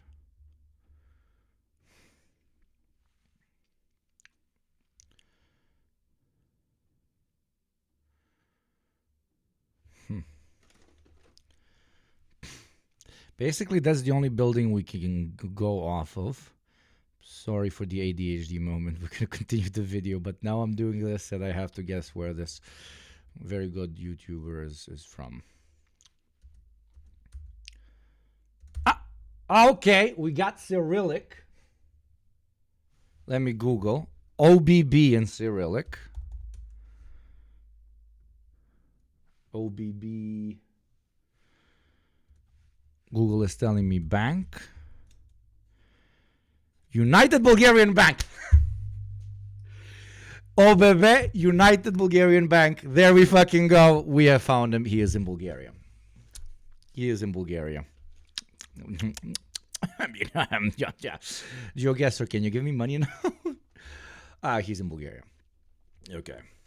Which is great. Fellow Bulgarian, docs complete. A sneaky tricky, why didn't... Što mi ne kazave, brat? You could have helped me. If you knew the park or something. 8 billion of us little parasites at the moment, and average life expectancy is around 26,000 days, which means that chances are about 300,000 people are having the worst day of their entire lives today. And isn't it nice? That's nice. He sounds like he's losing his mind also, the writer. It's so good.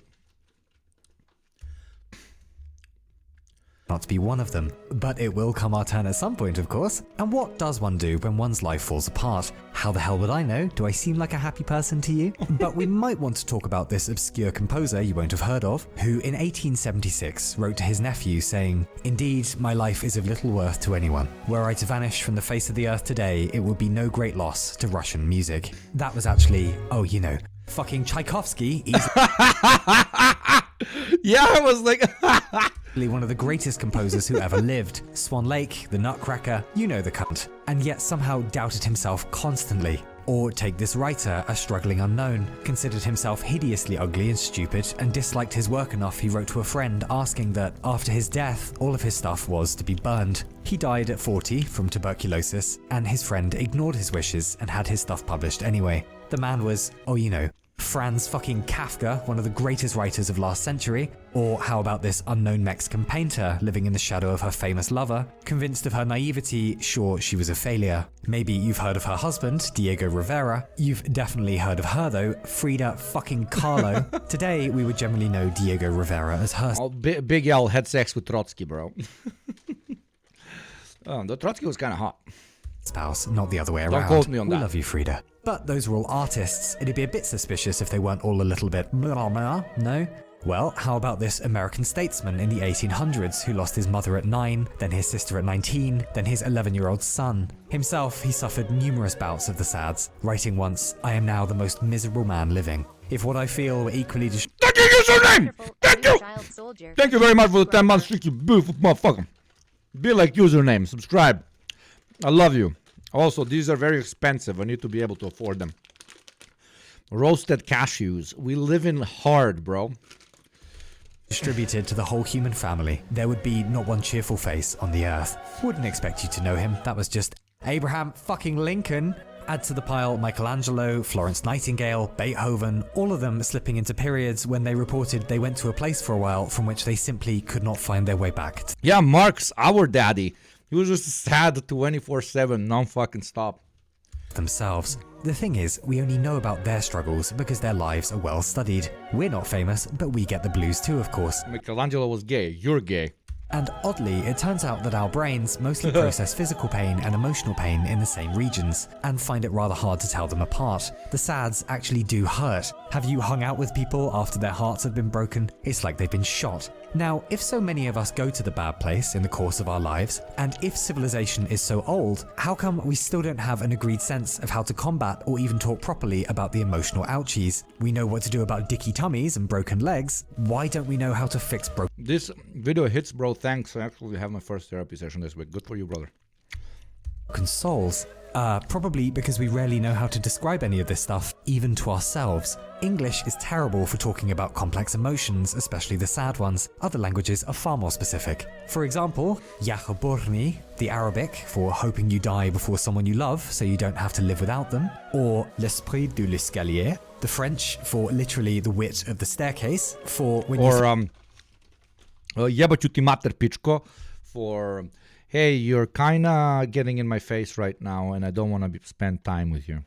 think of the perfect comeback you could have said to a joke or an insult, but you've already left the party. Or cavalieri scaldati, Italian for reheated cabbage, as in trying to restart a relationship that didn't go great last time, it won't this time either, please stop it. Or mršu pičku materinu for I want to be alone for a couple of minutes, please. But we're lacking for nice things in English too. Cafune, Portuguese for when you're running your fingers through the hair of someone you rather like. Or koi no yokan, Japanese for when you first meet someone and you already suspect that the two of you might be destined to fall in love. And my personal favourite, Waldheimsamkeit, German for the feeling of solitude you get when you're alone in the woods, which isn't supposed to be sad at all, but surely that can also be the worst experience, because there are two modes of being out in the woods, no? There's the old having a map and a plan and a big backpack full of Amsterdam truffles, and then there's the other mode, when you're stuck in the woods, lost at twilight, out of allies, with nothing but a terrible sense that you're never, ever getting out of this place, and you're completely alone in the struggle. To Chinese literature now. Why? Because shut up. And as an introduction, we'll first meet Zhang Zongchang. I love this guy so much. Who is this piece of shit? I love him. A 19th century warlord poet who penned such distinguished work as... Oh, is this the guy that always wants to fuck your mother? Is this the fuck your mama guy? I really fuck with the fuck your mama guy. Tell me to do this. Please tell me the fuck your mama guy. He tells me to do that. You are all bastards. Go fuck your mother. Yes, it is. The intellectual Hugo. I might not be able to distinguish between the great works of Da Vinci and Michelangelo, but am truly knowledgeable about my intellectuals of the past that wanted to fuck your mother. If he wanted to fuck your mother, then I share a deep soulful connection with them. And that is why I must know all about them. Yes. Fuck your mother. No, this was real, honestly.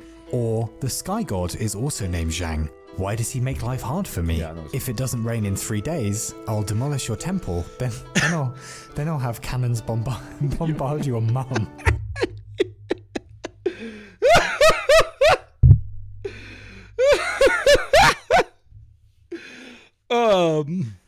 An ad is going to play in 2 minutes and 30 seconds. You can watch it and I'll bombard your mom, or you can become a sub for $6 a month or give to those less privileged than you and bombard their mom, okay? Your mom gets bombarded. Your mom gets bombarded. But let's jump 2,500 years back to 4th century BC China. Lao Tzu is a great scholar who eventually gets tired of the kingdom he's living in and decides to go off and be a hermit, so one story goes anyway. But a guard recognizes him at the city gate as he's trying to leave and says, "I'll only let you through if you write down all of your wisdom." Lao Tzu... Perhaps thou isn't aware of my escapades led to with your maternal... that led to coitus with your maternal parent last eve. I'm above your mum, sir. So thou hast disrespected me for the last time. If you repeateth what thou saidest, I will have intercourses with your mother figure.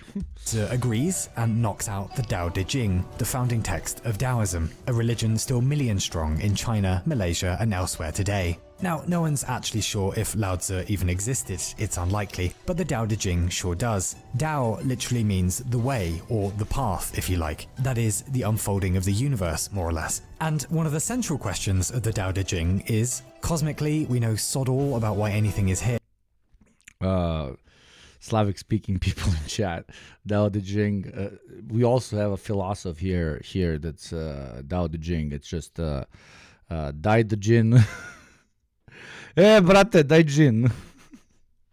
Daj 2 džina ovamo, ajde, šta filozofiraš? Daj 2 džina, be, brate. Da, tonik, koji kurac, boli me, daj džin.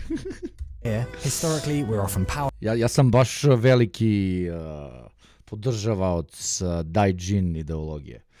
Kad god nešto nije okej, daj be džin, daj be džin. And in our personal lives, we're strangers even to ourselves sometimes. How the hell are we supposed to live like this? And the Taoist answer, partly, is that we have to give up trying to be masters of everything. Wu Wei, or doing but without striving. Abandoning the fantasy of control and accepting that we're not in charge of any destiny. That must be really nice for you to ever have thought of yourself as able to master anything. I don't believe I've had that thought go through my mind once in my life. AKA, I never thought that I would be able to master anything. And I don't think this comes from a great wisdom that was imparted to me by my soul god at birth. No, I just think I suck at shit. Least of all, our own. Why do birds migrate? Because they feel like it. Why did I spend all of last Monday drinking mojitos and lying on the floor pretending to be an iggly wiggly squid? Because I wanted to. The universe knows what it's doing, and we are universe anyway. Hey, that's what I did 2 days ago. What the fuck? The more we try to impose our will on everything around us, the more futile it all becomes. And so we get wonderful lines like, happiness is the absence of striving for happiness, or the world belongs to those who let go, or do you have the patience to wait until your mud settles and the water is clear? Also, fuck your mother. I'm sorry. The original Taoists are 2,000 years dead now, but they weren't aliens. They worried about exactly the same stuff we do: grief, political turmoil, and a frustration at having to exist down here. And their reply to all that was fairly novel. We don't live in utopia, we live in a mysterious zoo of bullshit largely beyond our control. The only choice we get is how to react to it all. Now, I waste your time with all this only because the Tao Te Ching is one of the first serious attempts in history to address the horrors of being alive. And it's probably not a coincidence that much of Taoism really got going a few centuries after Lao Tzu, when China Your mother and I achieved harmony with the world and each other last night. fell into the Warring States period, as in 7 very angry states beating the jolly dickens out of each other, constant warfare. And just at the point when everything became fractured, Chinese thinkers began hungering for a mindset to live through the chaos by. It's funny how that happens. Personally or historically, something goes awfully wrong and we end up looking for new ways of seeing. But anyway, it's alright because stuff calmed down and everything went swimmingly after that. Except for over in Europe. Yeah, except for fucking shit get being fucking bad. I really cringe at politicians when they come out and like, this is a particularly hard time for our planet right now. Yeah, compared to a very good time when, brother? And that's hella ironic because currently we live in the most prosperous time of all time, which, holy fucking shit. Can you imagine, like, number one, check your privilege because you are living in the best time ever. But number two, my brother. It was really bad. At that time, Athens is getting pulverized by the Spartans in the Peloponnesian We War. live in interesting times, but in terms of hardness, it's still only a half chub. Absolutely. And I know half of you chatters are going to be like, oh, every time is really hard because you always perceive your hardness as the biggest hardness. I'm not talking about penises. Like, if you've never struggled with anything else and you really can't find your iPhone charger, you do feel like as if you just lost a son. Maybe not that same level. But you feel like you lost a cat, right? Because you've never experienced losing a cat. But then if you experience losing a cat, losing a fucking charger won't ever feel as bad. Thank you, Will Tokes, you fucking legend, for a full year. Yo, when do we unite again? Tomorrow, bro. Tomorrow. I'm doing my homework tomorrow. I'm writing a new script tomorrow. And we're uniting tomorrow. war with thousands dead, but in the aftermath of Half chub is a struggle too, I guess. One could make an argument that it's an even worse struggle because you know how good life can be because you got half of a chub. You know how nice a full erection would be. So one could make an argument that in the bliss of ignorance, in radical poverty, one at least does not have to deal with longing for something that they once experienced, but that they will never be able to experience again. But I think that's also kind of a privileged position. This isn't bad advice, but we are incrementally gaining more and more control over more and more. We're walking an edge between Taoism and our material world. Beautifully put. all that instability, out pops Stoicism, an attempt to simply accept a changing and unpredictable world. If you can't put the fire out, then you may as well toast marshmallows over it. But it's alright because stuff calmed down and everything went swimmingly after that. Except then in 64 AD, with the Great Fire of Rome destroying just, 70% of the city. Then 79 AD, with Vesuvius the volcano going off and barbecuing thousands of people. Then 165, with the Antonine Plague sweeping through the Roman Empire, killing, just 10 million people. But it's alright because stuff calmed down and we're just in time for what's sometimes called the worst year in recorded human history, 536. A mystery fog has just turned up, probably thanks to a volcano going off in Iceland. The fog will last for almost 2 years, turning the sun into more of a cloudy moon. It'll be the coldest decade in 2.5 millennia. Crops start to fail because obviously widespread famine gets going, setting the stage in a few years for the Justinian Plague, which will kill eventually tens of millions. Then 755 and the An Lushan Rebellion begins in China, a civil war that'll kill around 30 million people. Then the Mongol campaigns, wiping out maybe 40 million people. That's so much murder. Million people. Then the Mongol campaign. Chat, look at 15% of your dads. Wiping out maybe 40 million people. That's so much murder that it removed maybe 700 million tons of carbon from the atmosphere, enough that we can still see it today in Antarctic ice cores.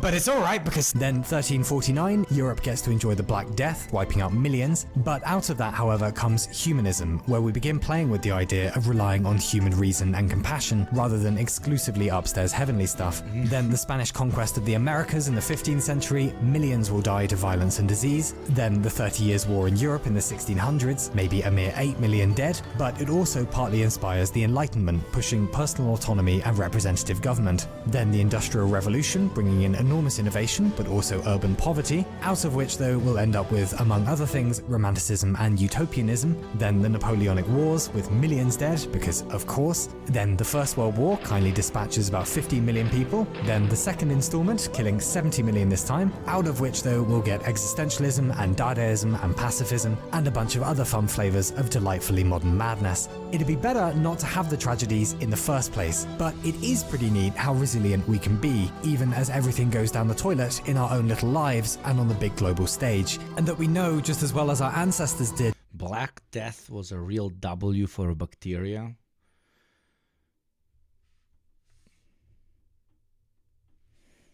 See the title of this video? It's about how toxic positivity is really fucked up.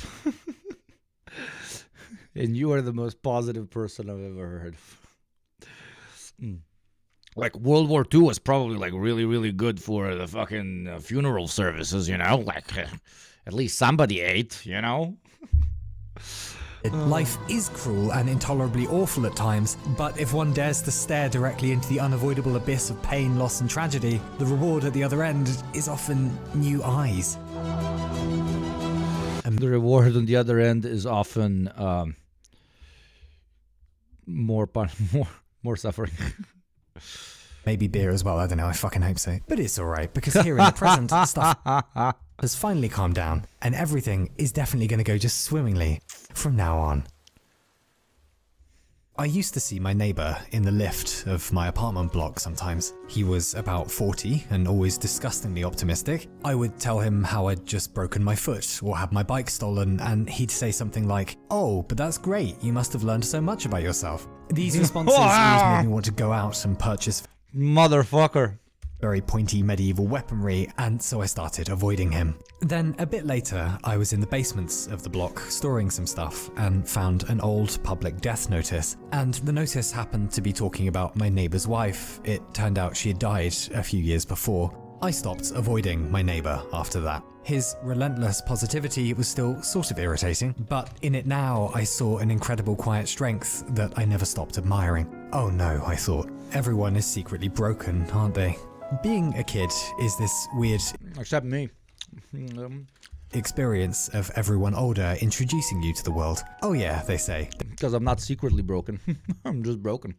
There's the library, and there's the cinema, and the bakery, and that's the cave of hopeless despair you'll end up in sometimes, where all of your dreams are savagely crushed for no obvious reason. And you say, sorry, what? And they say, oh, and over there is the juice bar. But something happens, or nothing happens, and one morning, a little older, you do wake up in the cave, seemingly alone. It's very dark in there, and you wander about for a while, but you can't find the exit. No problem, you think, I've got this compass. But the needle just keeps spinning. No problem, you think, I'll dig my way out. But soon your hands are bloody, so you abandon that. No problem, you think, I'll just wait for rescue. But all you hear are the distant voices of the rest of the world on the beach outside, apparently having a lovely time without you. And so you carve your name into the rock, because what else is there to do here but sit in misery and wait for nothing? But you do come out of the cave again, of course, often with the help of friends, or sometimes via events just as mysterious as those that brought you in here. But you come out of despair and fall back into the world, and hopefully everything is fine once more. Strangely though, perhaps a while later, you pop back to the cave out of curiosity, but with a torch this time, and find that your name was not the only signature on the wall. There were hundreds of signatures of everyone you've ever known, millions from all the others who did their lonely time in here as well. Because it would be odd to go an entire life without occasionally losing the plot. It would be weird to live as a talking primate, knowing just enough to know that we know basically nothing, surrounded by disasters, losing people forever as we do, and not have a bit of a fucking wobble now and then. It isn't amazing so much chaos and suffering has happened across history. Rather, it's amazing that it happened. Dude, like you're born. You exist for 3 to 4 years in absolute bliss because you're a fucking idiot. Then all of a sudden you realize, hey, this very cool thing I was just given that experience for only 4 years. Yeah, it's eventually going to end, and it's just the void. Actually, it's not just the void. Here's like 50 different explanations on what can potentially happen afterwards, so that now you don't even know which one is true, and you were like, okay, the void gave me a little bit more comfort probably. And you're like, but okay, I have so much life in front of me. There's a long period before I reach that point. But I'm like, yeah, but you got to spend around 30% of it preparing for the other part. And then the other part, you have to do things that you don't want to do so that you can have free time when you were very sick and old and just waiting for death with the money that you've made working previously.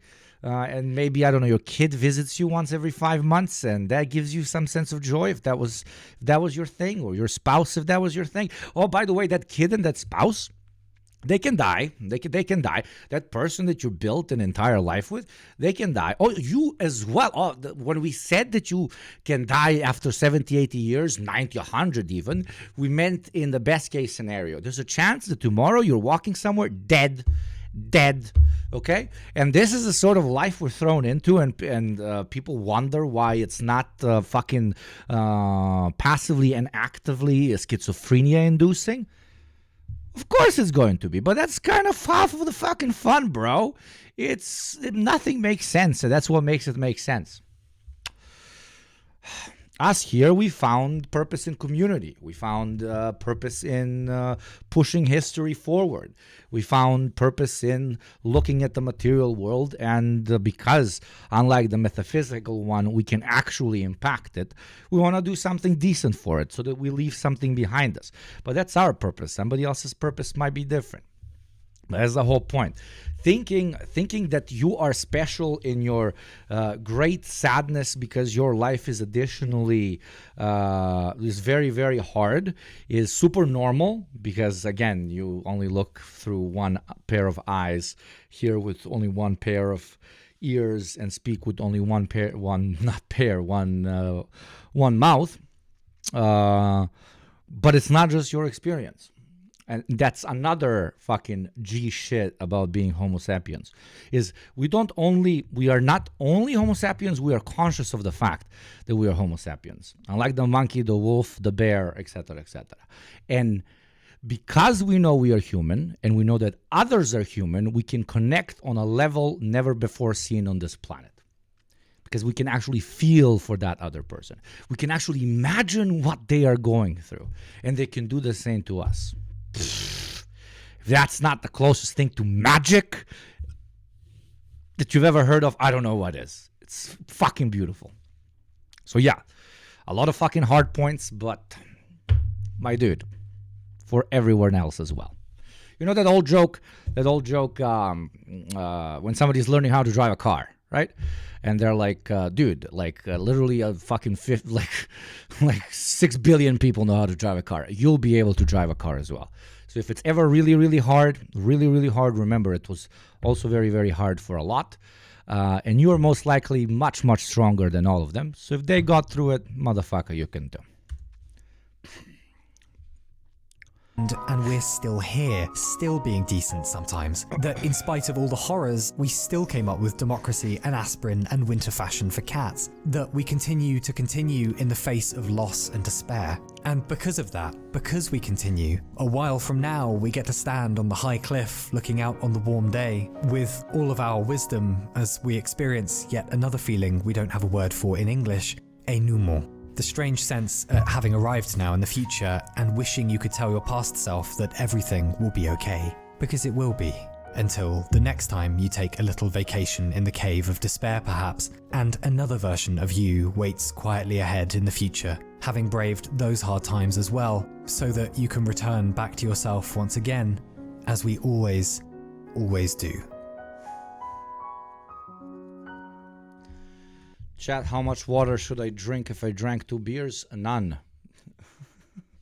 Because then the buzz is going to go away. Drink 3 more beers and then drink a water. Yeah, this was a great video.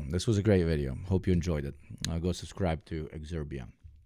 Do we know if Exerbia ever had a video on dialectical materialism? That good old fucking communism, brother. That good old solution to communal problems. Absurdism. How the party at the end of meeting. Introduction to metaphysics. No, he's a lib. We don't know if he's a lib.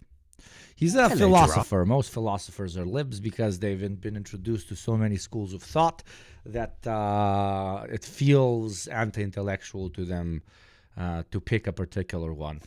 It's when you go to a restaurant that has a menu that's too big, and then you kind of even lose your appetite because there's so many that you're looking at. That's what a lot of philosophy majors end up doing. It's decided, then I will go out and buy more beer. There you go. Introducing you to toxicity one day at a time. Okay, what next? Next, it is ChudWatch. So, debunking Ledman's anti-renewable rhetoric. Dude, I've been watching everything that one guy that made Yellowstone made. He's the same guy that made the fucking Tiger Ladies, whatever the fuck. It's like the most like yeah brother type of content that you will ever find. And now I've heard he recently started writing himself into a lot of his shows. So the main character of Yellowstone, which is his biggest show, kind of got kicked off. So this guy, without even blinking twice, wrote himself in as the main character in the Special Force Lionesses show or whatever. I think I quoted it on you guys. There was a scene where a daughter goes and asks her CIA mom why she does what she does, and she says, because I don't want you to have to learn how to speak Russian or Chinese. Oh my God, Americans will literally burn down the world in order to avoid learning another language. Anyways, he also made Landman, and I watched pretty much every episode of Landman, and because I'm a dude, I enjoy it partially, but it's literally soap opera on steroids. I have no idea how this man wrote Sicario. I will never understand how this man wrote Sicario, because that is a brilliant piece of cinema. While all the other shit is like literally chud soap opera. Chud soap opera with a high budget. And in Landman, the main character is basically a guy that walks around and acquires land and is a fixer, like the domestic general manager, the guy on the ground for oil companies. And while sometimes it has decent, edgy, funny writing, the longer I'm getting into the season, the more I'm realizing that it was never edgy. It was just cringe. Like, you know, when a scene is so cliche that you're like, oh my God, they're being edgy. Like, they're being like semi-ironic. But then you realize, no, they're not being semi-ironic. This is serious. Like, this is very serious. Characters act completely out of touch. When there's a Mexican on screen, the Mexican just really acts like a Mexican. And now, like, don't shoot me before what I said, but like, if there's a Mexican character, in every scene, the Mexican character will say something like, I am Mexican. This is why I am doing this. I am Mexican. In my house, you cannot do this. I am Mexican, you need to eat now because I will feed you because I'm a Mexican. And there's another character on the side that's like, you better listen to her, she's a Mexican. And I'm like, what the fuck is going on? Everybody, like every woman in the history of all of these shows, except maybe the main character of the Lioness, is hot lady. Like, that's it. I am hot lady. Nothing else, just hot lady. And there's in Landman, there's some very weird shit where the dad now lives with his daughter, who's very conventionally attractive, and his very conventionally attractive wife, but also two colleagues, and she's now dating and having sex, but he feels the need to always talk to her about the fucking. He's like, oh, I don't want to hear anything about the fucking, but he's always like going and entering rooms without knocking and asking her boyfriend on what they're about to do. It's very confusing. I don't think they're trying to write him as a cuck or like as a weirdo that wants to hear about fucking things that his daughter is doing, but that's what it fucking looks like. I'm throwing too many details at you. Basically, that's it. But when did I realize that this show is literally just oil baron propaganda? I genuinely thought like they're gonna have parts. They had parts that were talking about the hypocrisy of renewable energy, about lithium batteries, about air and wind, etc., etc. Some relatively decent like gotcha moments.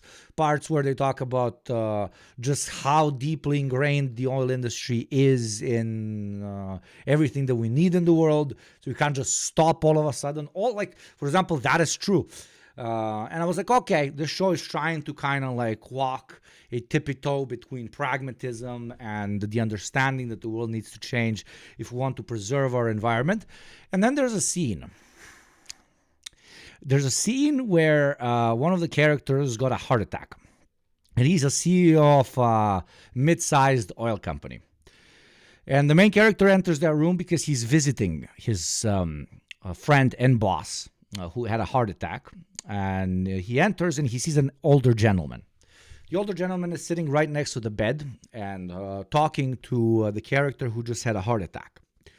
He goes on a massive rant how he just bought a small piece of land, and then from a couple of gas lines, he made a massive mega corporation, but his dream was always to run it with his family because family is more important than anything to him as an American. And then he even bought the Dallas Cowboys or some other big group, etc., etc.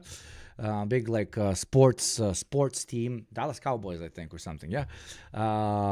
And he was telling him how like that is why he loves life, and our character should really appreciate life especially the family aspect of it, because no matter what he built and what he bought, what he's most proud of is the fact that he could do it with his kids, nepotism on steroids, etc., etc. So this scene is very strange because this character never appeared before. And I'm sitting there and I'm watching with my girlfriend.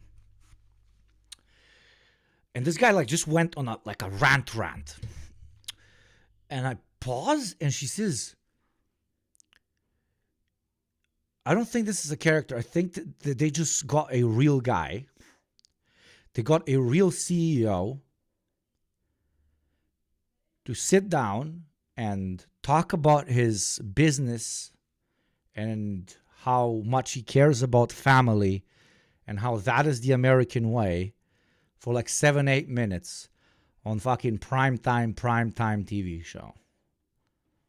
I was like, no fucking way. Did they let a CEO just sit there and do pro-CEO, pro-oil propaganda for 6 to 7 minutes without them ever telling us that this is the real guy?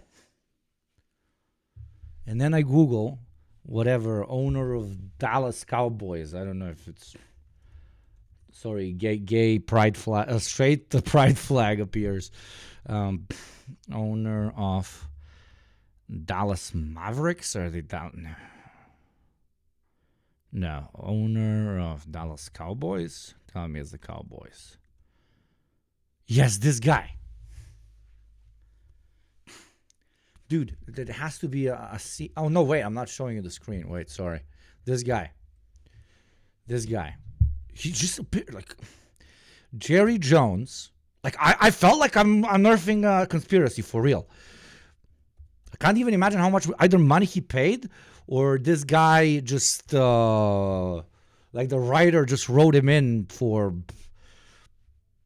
something in order to rise through the hierarchy of rich people America or some shit. My daughter, when I was in my 30s. Watch, okay? Watch, 5 minutes. They don't tell you it's a real person, and they just give you 5 minutes of pro-oil exec propaganda. It's incredible. NFL Cowboys News, Dallas Cowboy owner, what?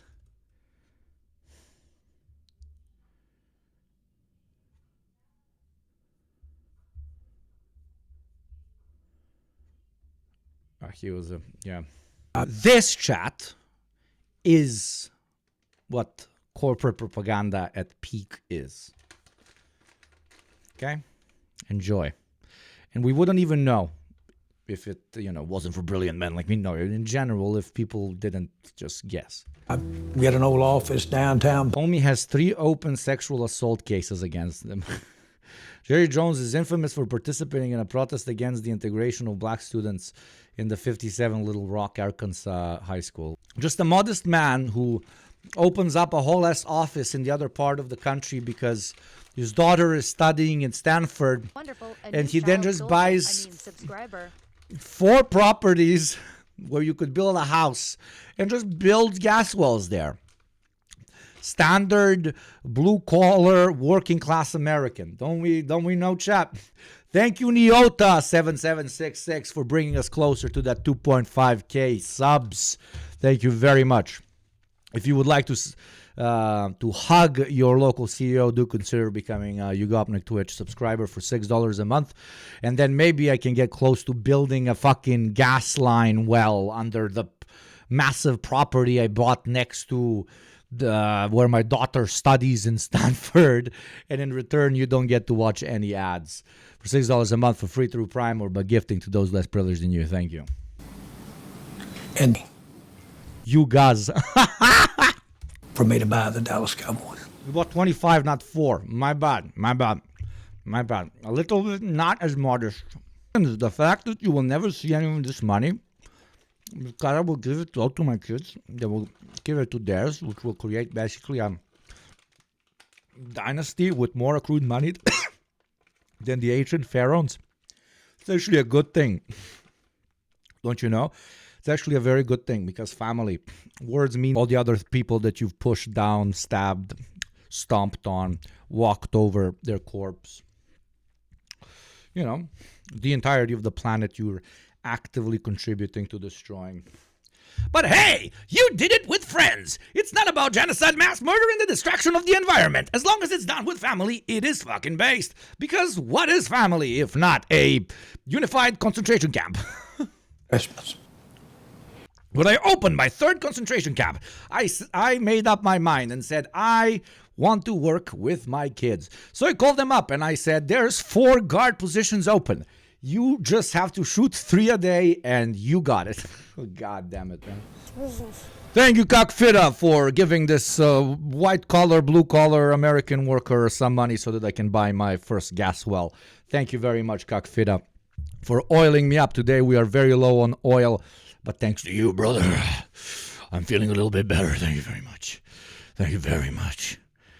You're not oiling me up, you're gassing me up, bro. Gas me up, daddy. Well, then you could have done it in another industry that is not as fucking demonic as this one. Well, like, please. Look at the quiet. They're not adding music to this. It's just completely quiet, and we have the other character going. I don't know if you can hear it. My kids. Like, man, that's deep, man. Hey, I'm an actor, and they just brought a CEO in, and they told me that we're doing this scene for some reason, and they told me, like, react really intensively to, as a fictional character, to this real person as he's laying out pro-oil propaganda. Like, what the fuck?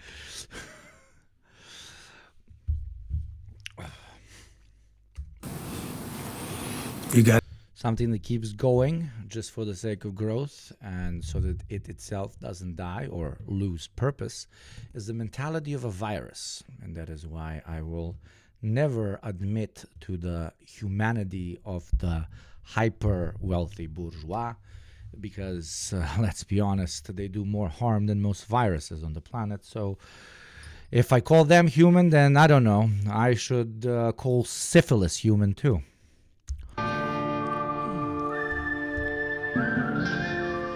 Okay, so look, I know I said that my next video was going to be... But yeah, chat, like, tell me if I'm overreacting, or was that insane? Or was a primetime show inviting an actual oil baron to give pro-oil baron, pro-Dallas Cowboys propaganda on screen without telling the audience that this man is not a fictional character? Is it insane, or is it insane? That was fucking diseased. Yeah, it's insane. Okay. Thanks. So I'm not strange. You missed billions. Oh, I've heard. Thanks. That was pretty crazy. Okay. I'm glad I didn't waste your time, because it was genuinely surreal to me. They gave him his actual name. They gave him his actual story. He probably wrote the whole thing himself. Probably a PR team of 12 dudes wrote the fucking story. Like, holy shit.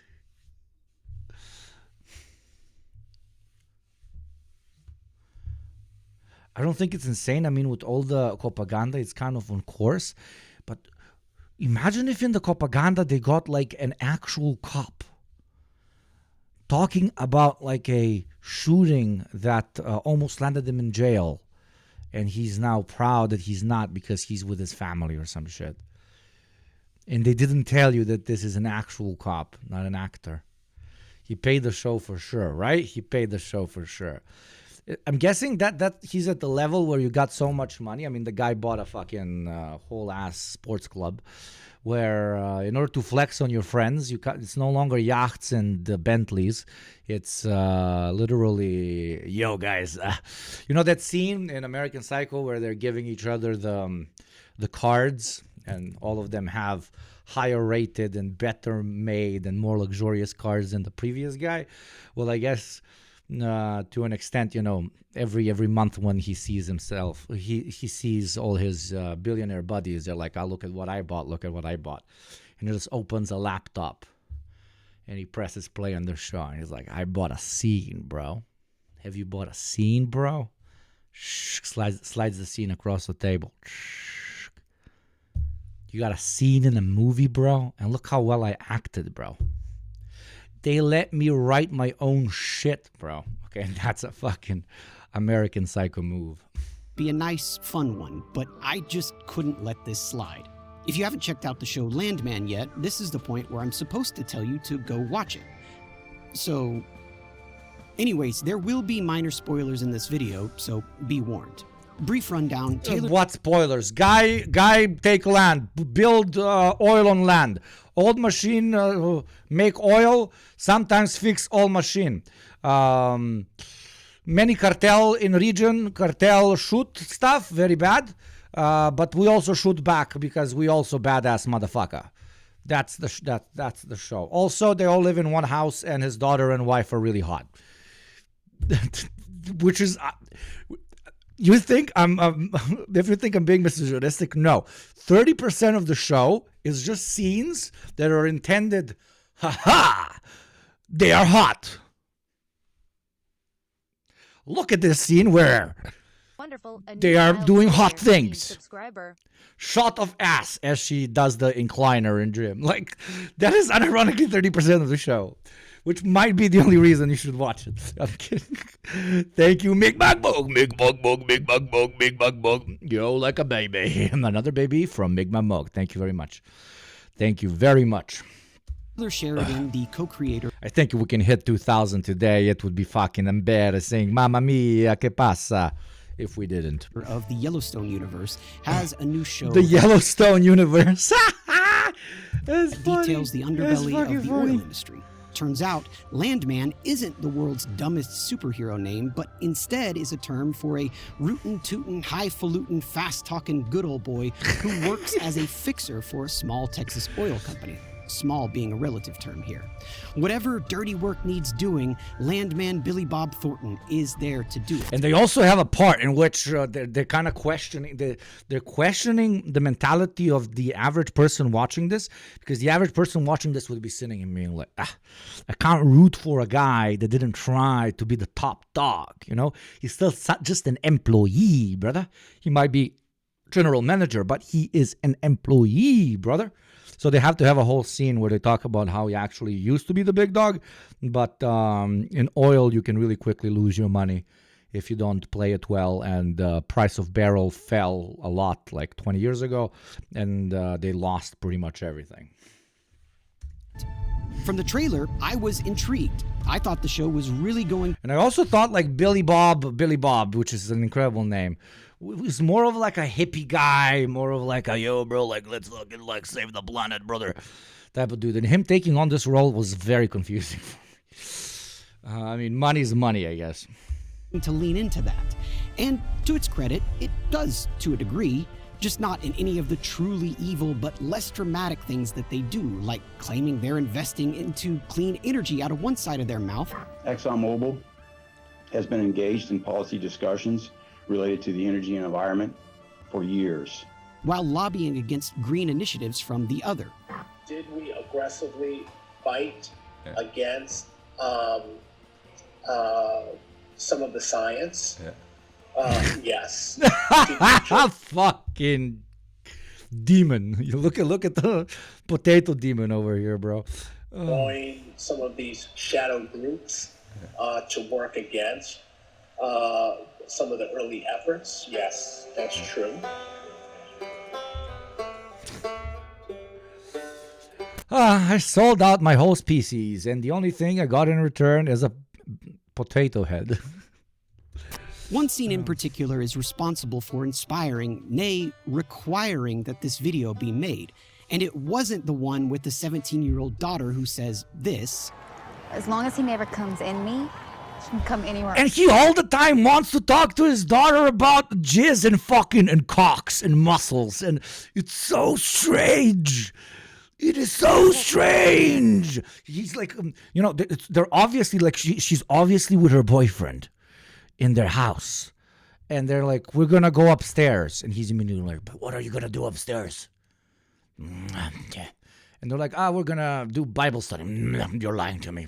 You're probably gonna have sweet and stinky fucking sexy time, right? And you're like watching, like, what is this supposed to do for the character? Is it supposed to make him, the strong patriarchal man who, the strong quote unquote, like stereotypically like not toxic dad, but that really doesn't want to, touch his daughter's sex life with a 10-foot pole, which I don't know, call that maybe sexist, but I don't care if I have a boy or a girl. I want to know about what they're doing with their little peepees and vajayjays. But here they're trying to picture like, he's not letting anybody walk around with his daughter, even though like he's really letting, and he's like really always obsessed with talking about it. It's very strange. Thank you, Vilunartitis, for the gifty. Thank you very, very much. That's very kind of you. On me. Why do conservatives sexualize their daughters so much? It's weird. That's what I wondered throughout this whole movie. Maybe it's a cultural thing, but it is very, very strange. Very strange. Or any of the other scenes, plural, where she is unnecessarily overly sexualized for a joke that never lands and only... You mean every single scene? Every single scene in which this character is in. And she always talks about how she just wants to be really fit.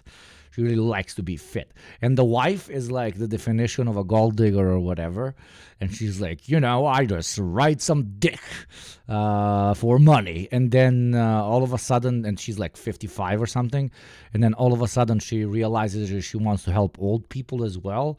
But she's just helping them also get laid. It is very confusing.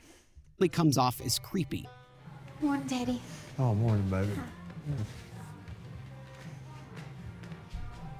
Is she using daddy as a metaphor? No, it's not any of those scenes that... I mean, he's showing you the scenes. ...inspired me to start typing, creepy and revolting as they are. Let me set the actual scene for you. Willy Wog Wharton's character is dealing with a lawsuit because of this whole thing with a crashed airplane, yada yada. I'll save you the details. His company hires a hotshot attorney played by Kayla Wallace, who is clearly not used to the rough and tumble country life.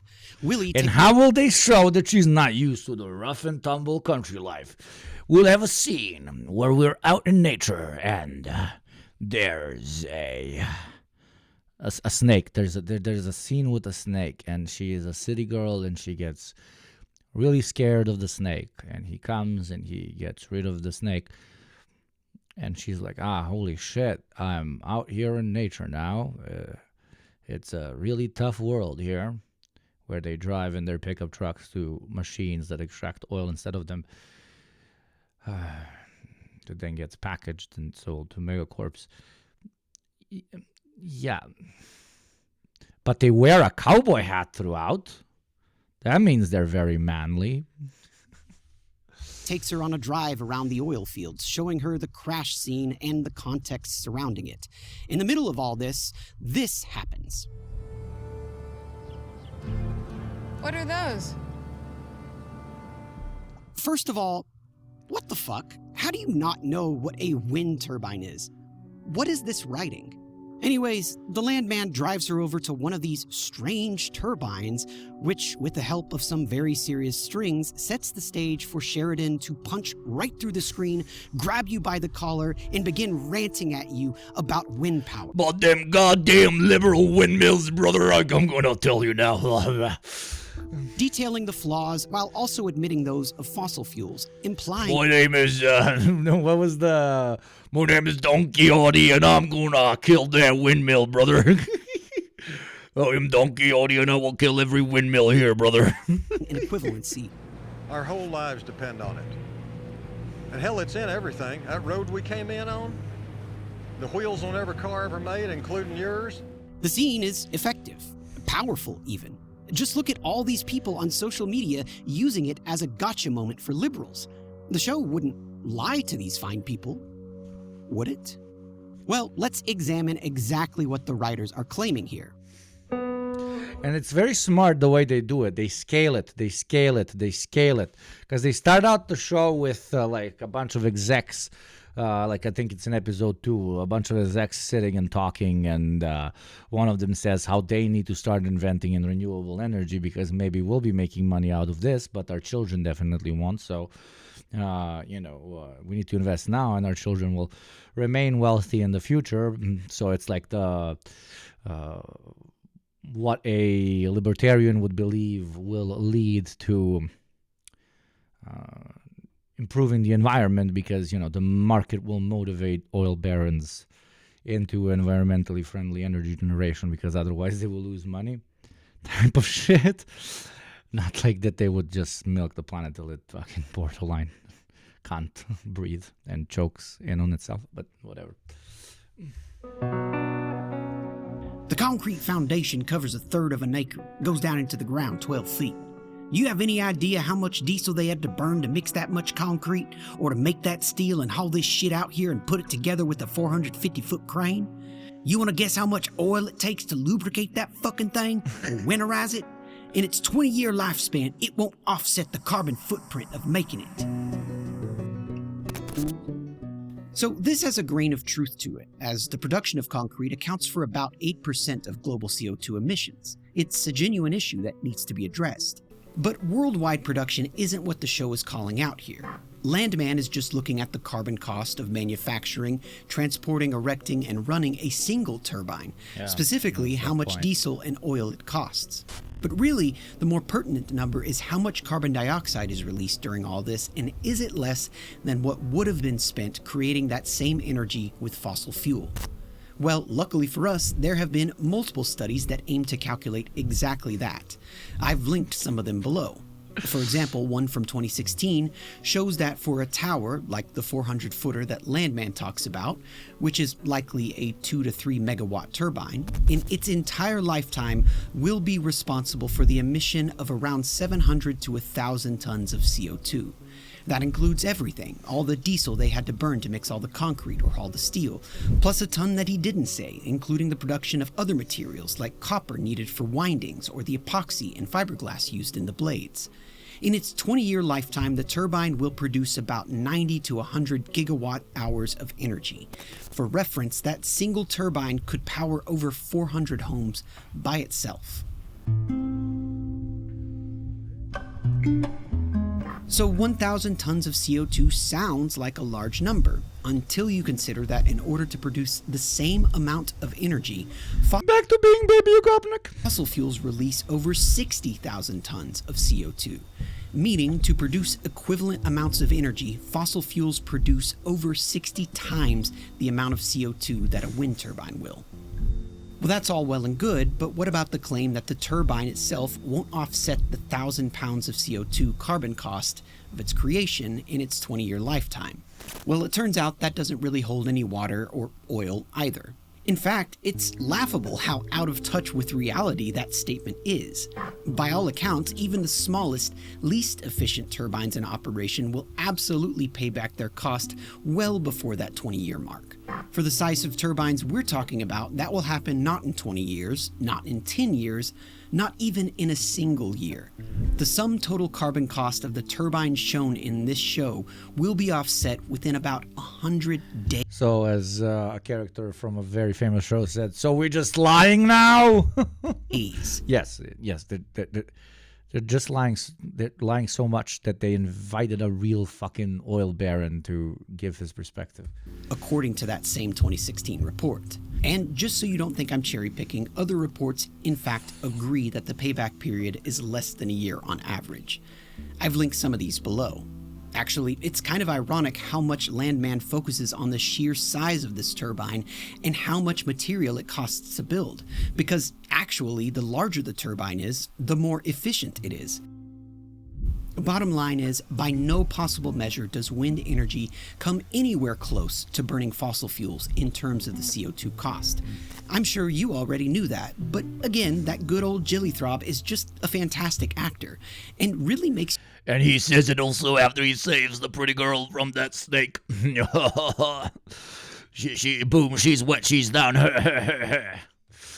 First he destroyed the snake, then he destroyed the snake of socialism and wind turbines, brother. You question the things that you know. Isn't the old man really hot? Brother, don't you find the cowboy really hot, brother? Oh, yeah, my God, the way he saved the girl, brother, he's so hot, brother.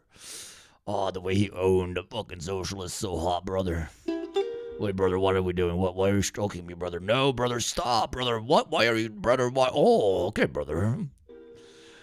Now, show me more pictures of Donald Trump, brother. I want to draw a very fine line here, because the thing is, in a vacuum, a character spouting this kind of misinformation in a drama is not inherently bad. Characters can have wrong opinions or ideals, or they can do terrible things that we wouldn't want any real person to do. The problem with Landman is how it frames this rant. It's done without any interruption or questions, only breaking from the seriousness of Billy's face to show the reverse shot of Lawyer Lady looking like an ignorant, scolded child. And believe me, if Exxon thought... Look at that Wojak, the Wojak socialist lawyer lady. She kind of hot, though, being owned by a badass cowboy capitalist man. them fucking things right He there... really told her about that wind turbine, didn't he? They're so ugly, those wind turbines. I only have an opinion on wind turbines because Trump mentioned them once. I didn't even really know what they were before. It's like I don't even know what they are now. There with the future, they'd be putting them all over. Or some kind of like a communist cross or something. Is that like the symbol of their god, the wind god of equality? The goddamn place. And the gays. She is the liberal audience insert. She has no response to the epic barrage of facts and figures. The show never pushes back on the ideas asserted here, not in this episode or any of the ones that follow. In the language of film, we are being told that this is a cool guy who knows his stuff, so we should... And really wants to fuck his daughter. just shut the fuck up and listen. No, I didn't mess up the first recording of this, and I'm appalled that you would even think that. There's this scene in episode 5 where Taylor Sheridan really gives the game away. John Hamm, who plays Monty, the billionaire owner of Landman's oil company, is at a meeting with other oil executives. Once again, it really comes off like the writers using Monty as a mouthpiece to voice their own ideas. The world has... Subscribe to Meromorphic. I've given you a link. Everybody who can, please click the link and give them a subscribe. This is an excellent video. Thank you. Already convinced itself that you are evil and I am evil for providing them the one fucking thing they interact with every day, and they will not be convinced otherwise. They feel that it's the production of oil itself that damns them in the eyes of the public. But no. But brother, remember how only like in foreign countries they got propaganda, brother? And while we have literal shows that take hundreds of millions of dollars to produce that have like a very specific agenda that's being thrown at us at least once every single episode, and that's not propaganda. I really promise it's not. No, but like this is what if you were to show a, I don't know, fucking Russian or Brazilian movie doing the same thing and just slurping up some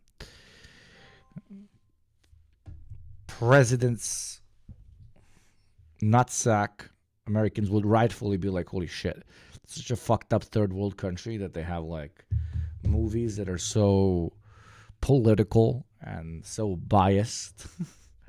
I mean, it's no longer even art, it's just propaganda. Yet, you know, the United States undeniably has the most propagandized Hollywood military apparatus that you wouldn't be able to find anywhere else.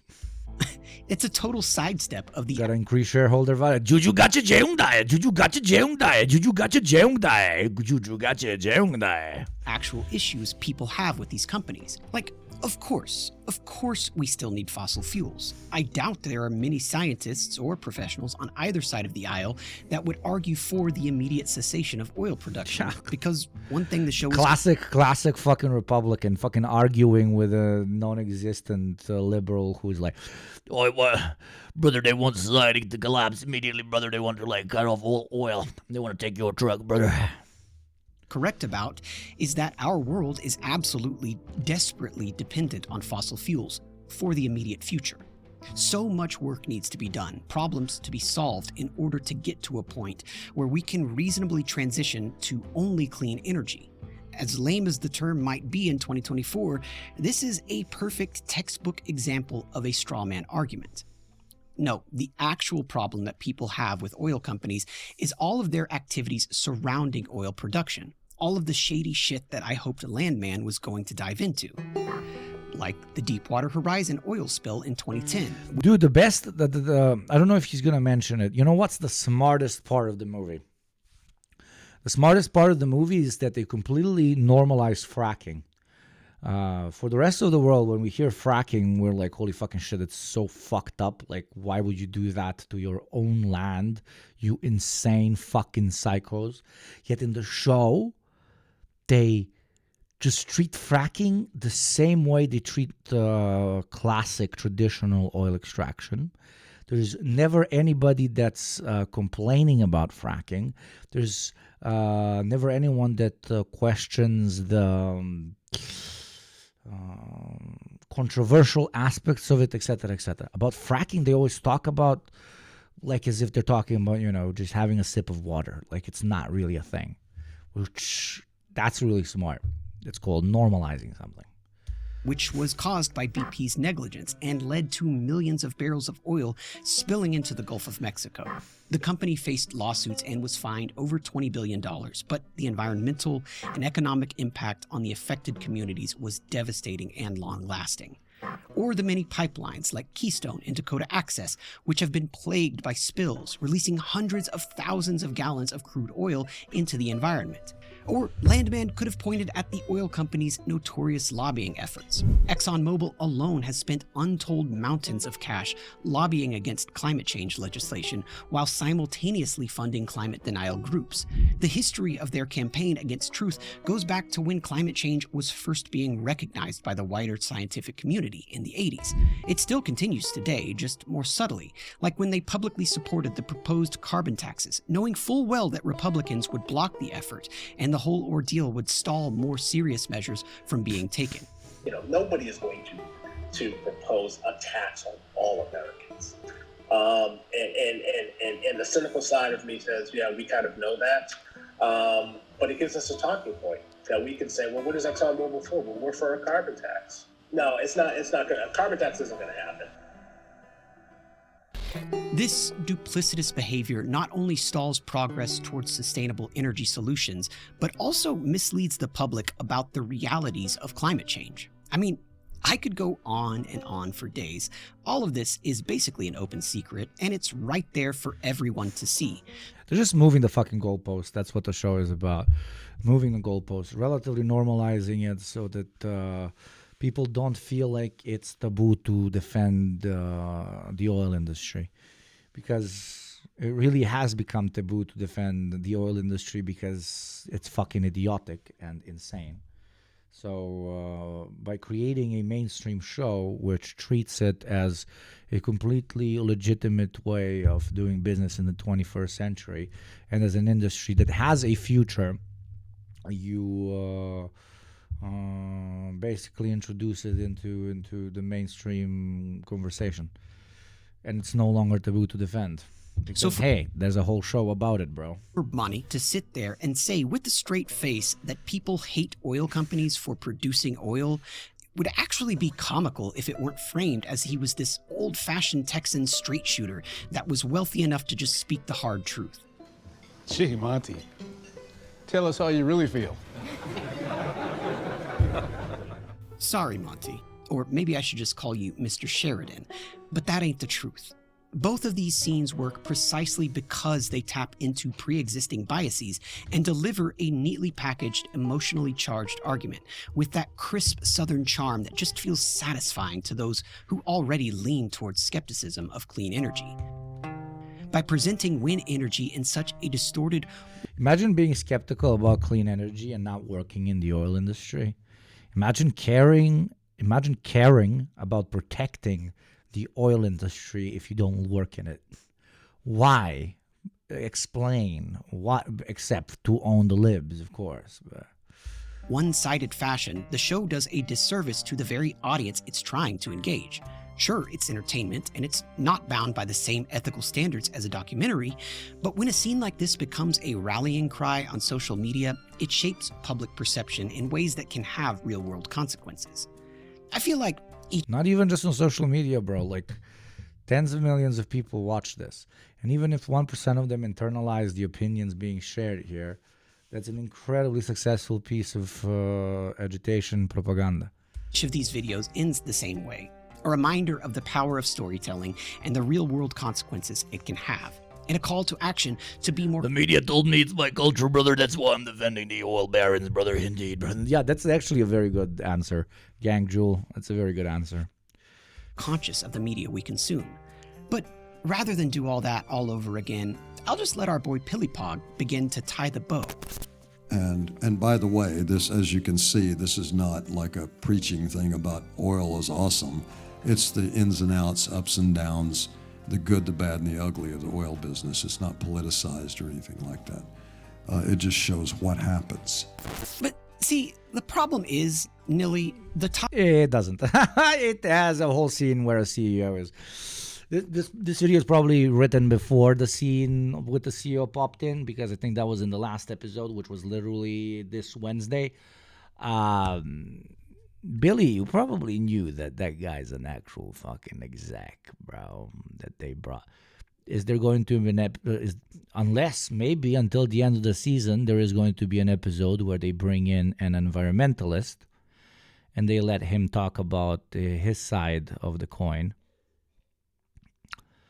as an original character, aka as himself.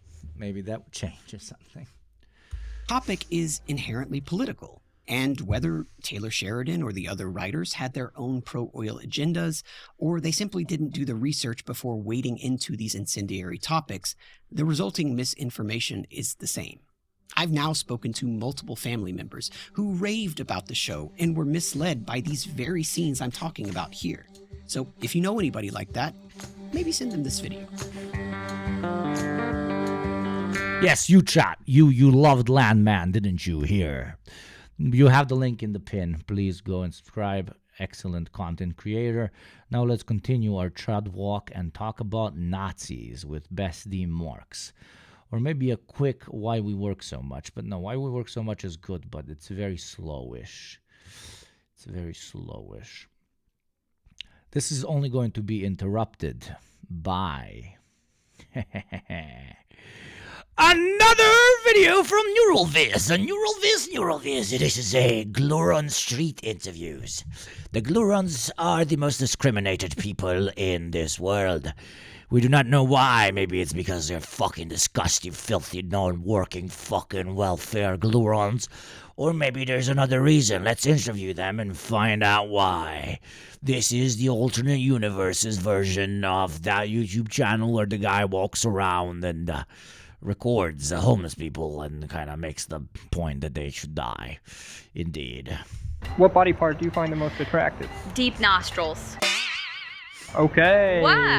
I like them deep. She's a deep queen. Shut up, Lorca. Sorry. Shut up. My name is Kuzu Veldor. I have a severe learning disability. We're out here on these streets. You know we ain't nowhere near Deedle. And we're asking the real questions to the real Blurrin. Let's get to it. Snap. What can a Glurrin say in the bedroom to get you in the mood? Are you recording? Are you this? Yeah, is this we're where? recording. Are you? This is a camera. Am I being the recorded? What was that? Okay, if you're recording this, that's not okay because I need to put on my hat.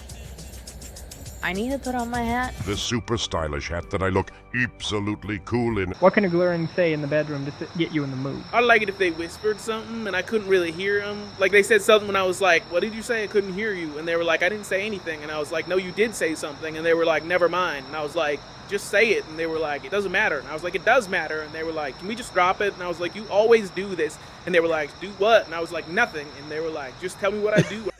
I love this. And I was like, we don't need to get into this right now. We're going to be late for Ethan's skate trials. That would really get me going. It would have been... Yeah, I'm fucking... If I'm getting gaslit, I am getting wet as shit, okay? quite the sight. I'm not answering that. I saw this TikTok this morning. Immediately thought of you, Hugo. Thank you. Not to brag, but this community here is what found this channel when it only had a couple of thousand views, a couple of thousand subscribers on YouTube. So we are the original Gluron hating, monolith praising, Tiggy Skibbles patrons and subscribers. Okay. Are you on dirt? Yep. What's your favorite Monovision show? Honestly, bug fights. Yeah, I love bug fights, brother. I love getting some teeth. I love getting some teeth and smoking some teeth and eating some teeth while watching some bug fights. That is living it up, bro.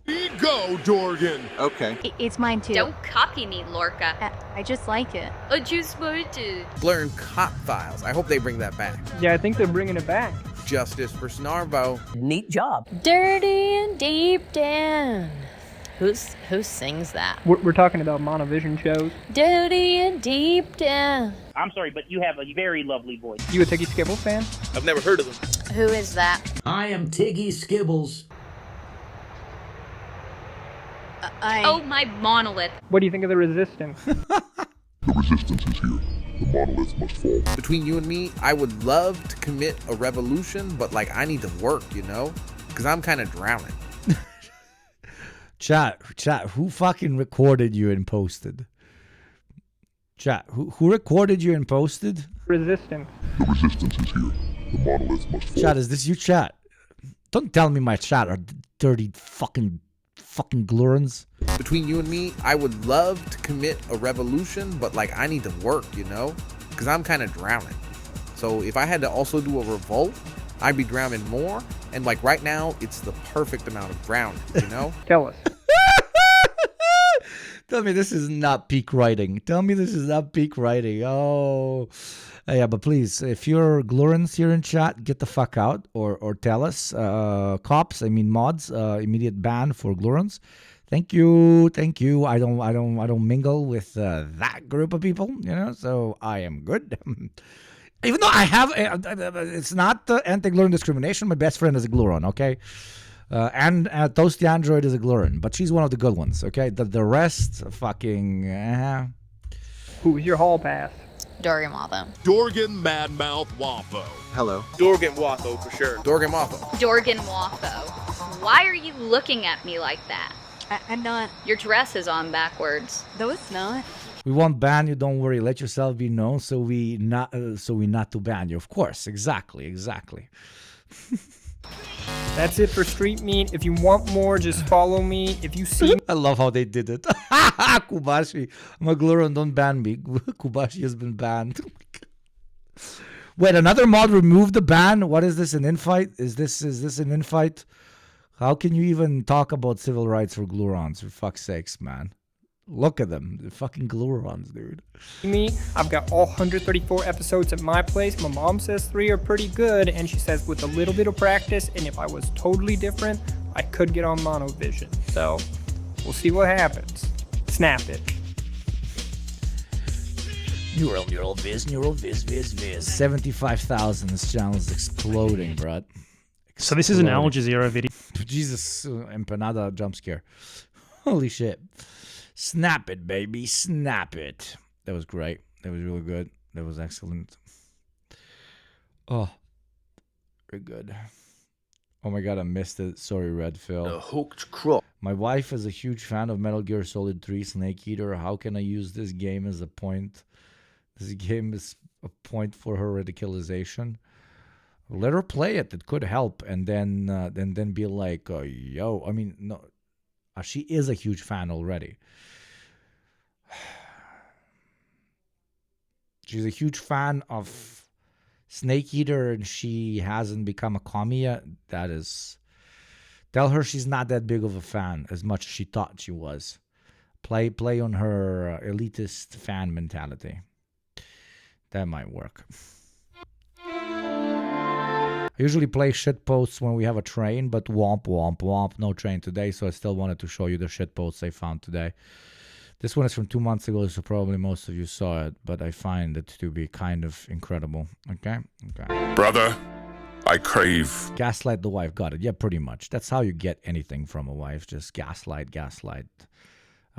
Boy boss from some time to time, but yeah. The forbidden lamp.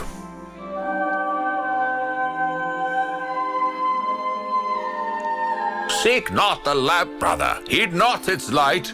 Brother, the light calls to me.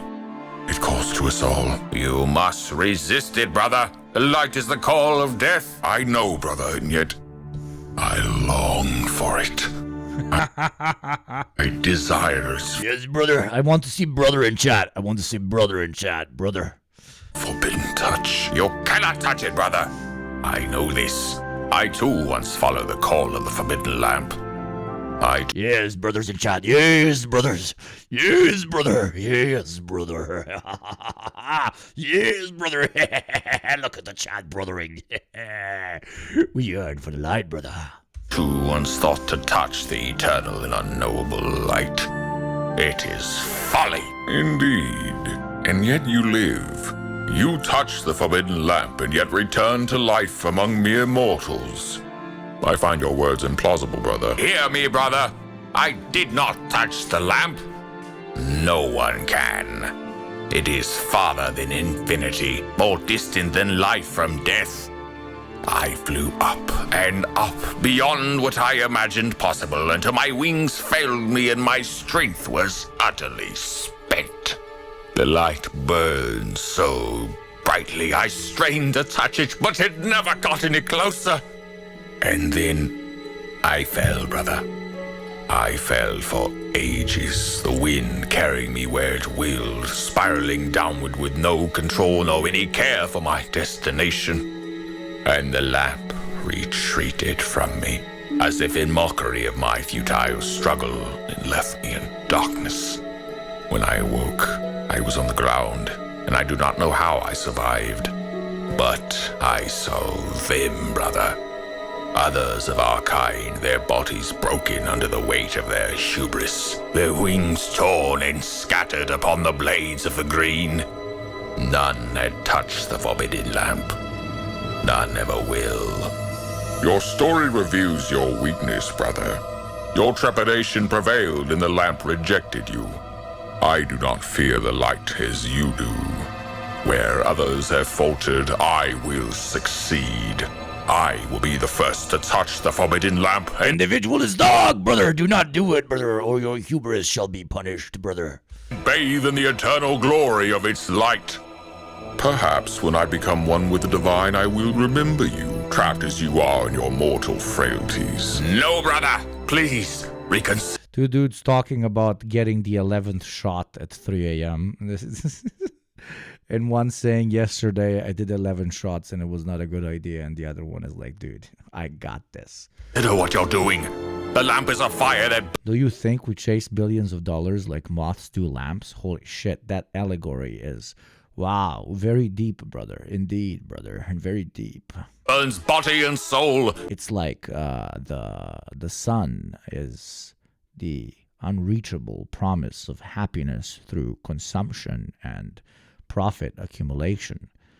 The further you fly, the more you realize that you need more, that the sun is so far away, that the million is no longer enough, that 10 is enough after 10, a billion isn't enough after a billion, 100 is not enough. Brother, you must accumulate, brother. And the only way to stop is to stop flying up. But then, what purpose do you have, brother? The only thing you ever knew was flying up, was accumulating, brother, and accumulating and accumulating. And now you no longer do. And you look around you and all the other moths are also accumulating and accumulating. Now all of a sudden, you, who was far above all the other moths in accumulating, are now below them. Now poor. They no longer talk to you. They no longer interact with you. You are what they call a loser, brother. But you do not mind. Because you no longer care for the sun. You no longer care for the moth race. You enjoy the flight for the flight's sake. Icarus falls. Even if it could... Thank you. I will now accept my Nobel Peace Prize. Thank you. ...be touched, it would not make you as it is. It would simply destroy you. Even so, I can no longer resist its call, brother. If I go to death or immortality, either way, this is our final parting. Forgive me, brother, for leaving you thus. I forgive your fears, as they are born of love. If you love me, brother, then forsake this mad quest. I cannot. Remember me, brother. No! No. Thank you, brother. Thank you for the 1 year, brother. You truly realized what matters most. Giving people on Twitch money. No, seriously, thank you very much. I really care for it. Fly then, out of brotherhood, out of forgiveness, out of memory. What is a brother to a shadow? What is a shadow but what is left behind in the light? I will not remember, and when I too become nothing, it will be as though you and I never were.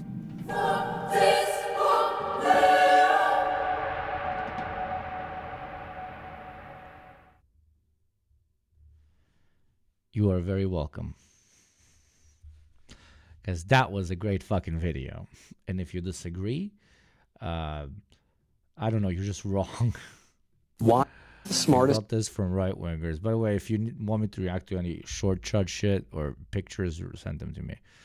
What is the smartest man? And who is the Best smartest man in the world, if not the highest IQ ever recorded, somewhere between 190, 195, and 210. Why is the smartest man in the world? Why is he not just buying and selling all of us all the time? Why is he living on a farm in the middle of Missouri? They won't even believe that you're intelligent if you don't have a lot of money. Right. Got this weird shot from right wingers, I think, trying to redirect class consciousness somehow. Let's see, but this is okay. Well, people always ask you this. Why aren't you a billionaire? They have to give you the opportunity to make money. You need to have connections. In order to make money, you need to make friends out of people who have a lot of it. If you'd had the connections, would you have striven to make money? Not at the expense of truth. Now, I used to think that, well, it should be possible in theory to go after both. Then I discovered if you go after truth too hard, then you're going to make a bad impression on the people with all the money, and eventually you're going to be canceled out of any sort of comfortable life. Why? A right-winger sent you this. A right-winger sent you a video of the apparently smartest man on the planet alive right now, saying that living for money is kind of stupid, bro. Or if not stupid, then you lose what makes you you. And they watched that, and they were like, let's send this to the commie. It's going to be an own. What?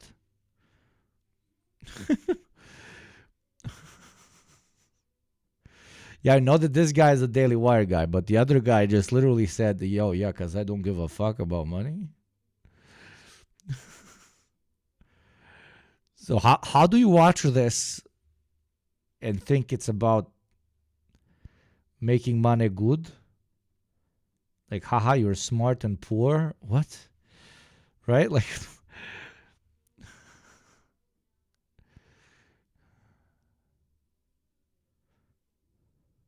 they're turning the outraged candidate billionaires now. I mean, that would be nice. So it's either smart and poor or morally bankrupt and rich. That's, to an extent, what apparently the smartest man in the world just said on the video, but apparently a Chud watched this and sent it to one of the chatters and said, look at this. It's something.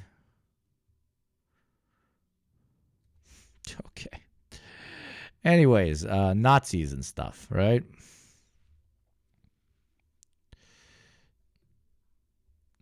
How do you own the communists? I own them by showing them the smartest man currently alive who's agreeing with the communists, but I just didn't get his point because I'm stupid, and that's how I own the communists.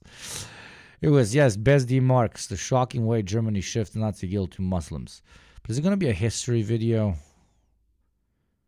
No, it's going to be a ideology video. Very good. I fuck with ideology videos. Okay. I think they're nice to cover. Subscribe to Besdi Marx, friend of the show. Very, very smart motherfucker. Like, really smart motherfucker. Look at this. You gotta be ruthless, not optimistic. Stop trying to exit the cave. Exactly. The cave is really good, brother. Trust me.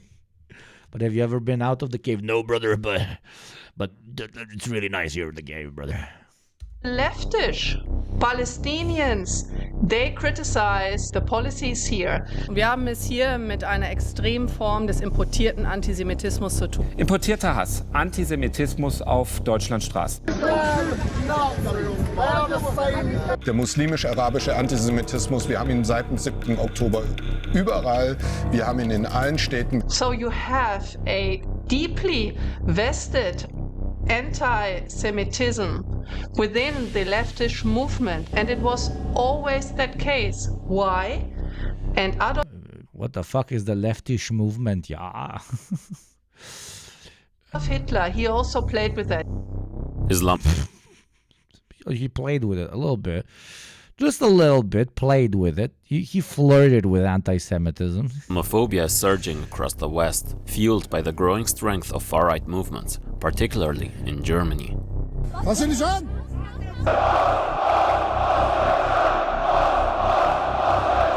Ich steche, das ist kein Scherz. Ich steche jeden ab, der arabisch aussieht. Endlich muss mal Schluss sein hier in Deutschland. Schau den deutschen Ausländer raus! Das Gift des Islams, das erreicht die Köpfe. Eine andere kulturelle Vorstellung haben, weil sie ein anderes Frauenbild haben.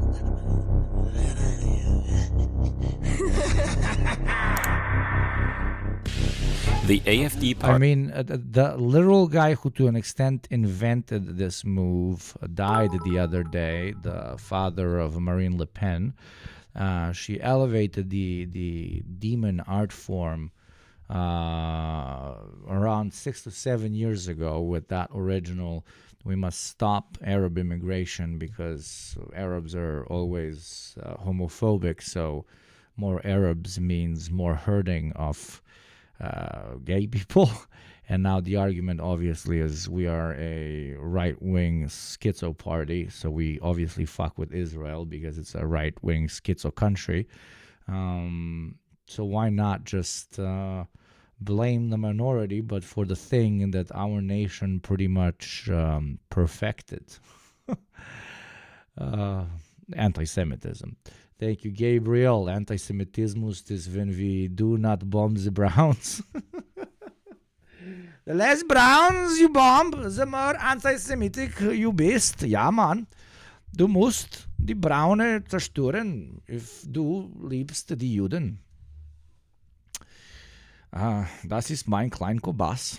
Party, with connections to neo-Nazi elements, has gained significant traction, becoming the second most popular political force in the country. Muslimische Antisemiten in den Flieger setzen und ab in die Heimat. Tschüss und nicht auf Wiedersehen.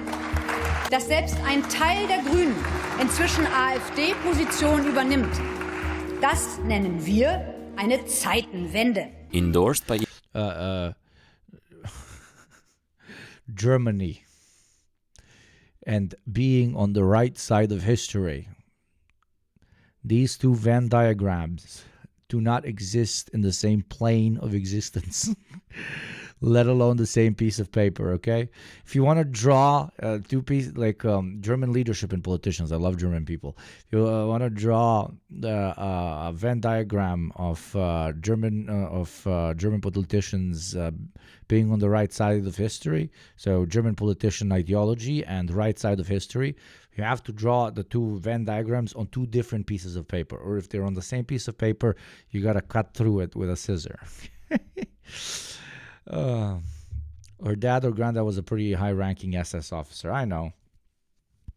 Elon Musk and right-wing figures globally, the AfD's rise has positioned its leader as the strongest contender for Germany's top political position.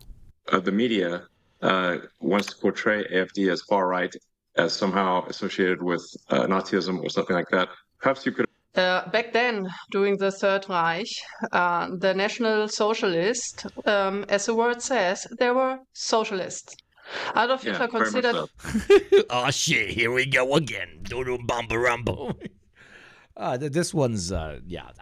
Do I need to say anything about... no, I will not say anything about this. If you're in my chat and you don't know why this is fucking stupid already, I will refer you to many brilliant videos that you can watch. I'm not addressing this. This is like water wet. Ha ha ha. Yeah. They nationalized nationalized industries like crazy. Yes, absolutely. He was a communist and he considered himself as a socialist. Holy shit. Now I would be so confused if I was like a more traditional Nazi in Germany. Like, this fucking woman, bro. 2025 will be a crucial year, and the information in this video is necessary to prepare you to understand the rise of a new fascist tide. Alice looks like the aunt that would get drunk and call me a slur for sure, bro. Now, with the rise of the far right in the former Hitler country, who do you sing aloud? The former Hitler country. As the main danger for anti-Semitism. I'm calling, sorry, Germans in chat. I'm calling Germans Hitler country. Where are you from, Germany? Ah, Hitler country.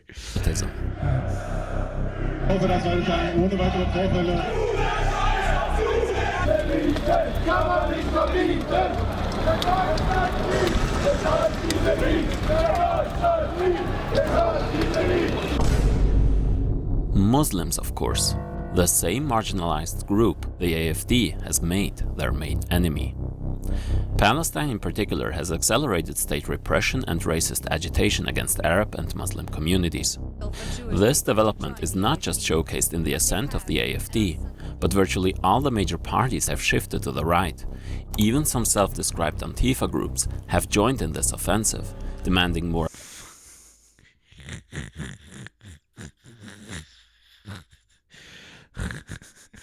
Hitler particles overload, aggressive deportations of migrants in times of intensifying capitalist contradictions. There was even a scandal in the Die Linke, the most left-wing party in the... I'm always joking around with crowds and chat. I'm always fucking around. You don't have de facto Hitler particles, okay? Far from it. There was a very large constituency of German comrades that had to be killed in order for Hitler to come into power. So, but still, come on, bro. German parliament, where a leader of one local chapter posted this, bringing up the theory as well. One powerful narrative that enables the acquiescence to the far right under a liberal progressive guise is what Cambridge professor Ezra Özürek calls the export-import theory of anti-Semitism. The theory argues that German anti-Semitism was first spread not just of anti-Semitism,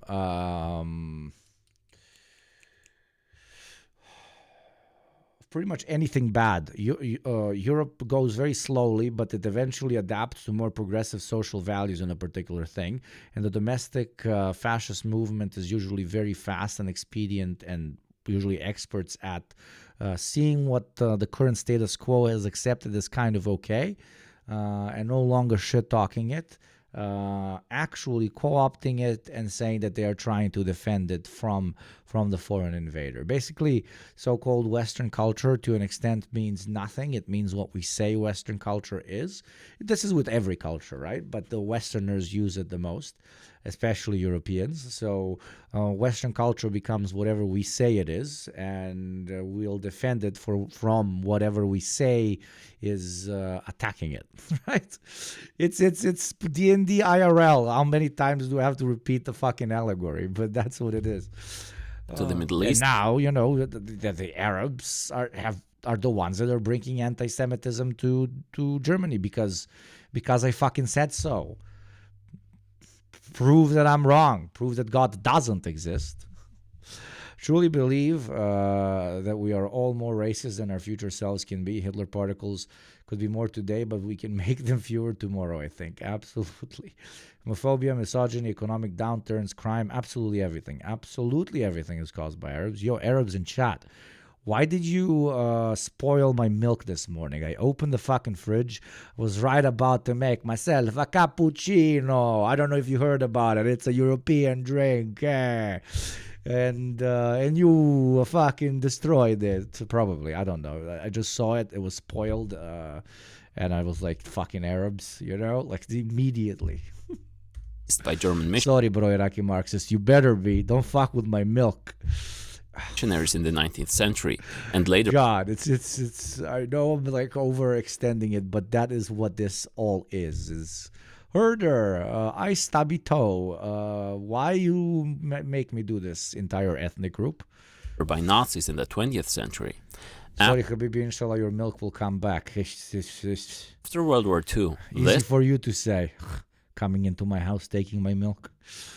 Anti-Semitism was brought back to Germany by Muslim immigrants, reintroducing an issue in the country which had worked very hard to overcome it. According to the theory, these immigrants are seen as bringing Germany's past problems into the present, and that they remain tied to Germany's shameful past until they address their anti-Semitism. Over the past 2 decades, discourse has increasingly framed Muslims as the primary carriers of anti-Semitism,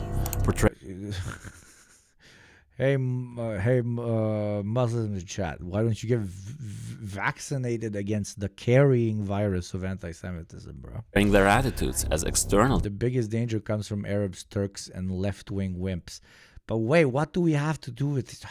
But what if I'm an Arab, Turk, left-wing wimp? What if I'm all of them? Am I like, do I turn into an anti-Semitism transformer? Oh,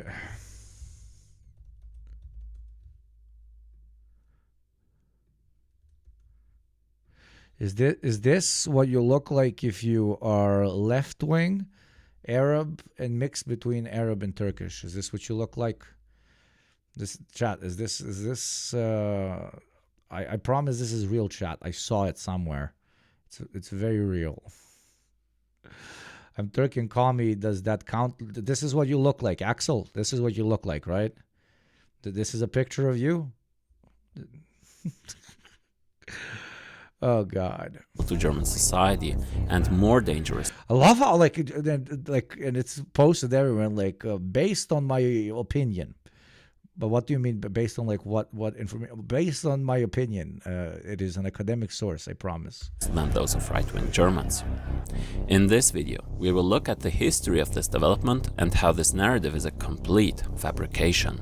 So while people around the world are worried about the return of German fascism, German ruling propaganda employs some new ideological tricks to outsource Nazi guilt to Muslims, painting oppressed communities not as victims but as perpetrators, thereby facilitating far-right rhetoric to become main. Hey, this thing we did 70 years ago, it's actually the fault of a totally different people that now live here that want us to become that thing from the past, even though if we became that thing from the past, we would hate and kill them too. What? Mainstream. Me with rural relatives telling them that no, I do not fear being shanked in the street when I walk around Vienna. Just saying narratives and people going, wow, that's true, I won't check. Absolutely, bro. It just sounds real, bro. It sounds very correct, bro. In times of decaying imperialism, not just in Germany, but all over the West. How this transformation of German society will play out.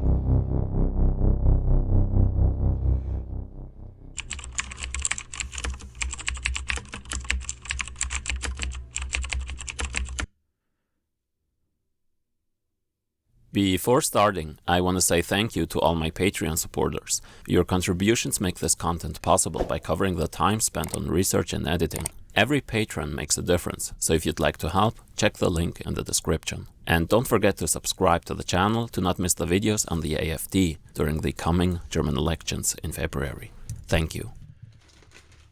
In the 2000s, a group of migrant background women gathered in Berlin's Neukölln district to study the Holocaust. This educational session was part of a program focused on fostering German accountability for the Holocaust. The lessons there left the women deeply disturbed.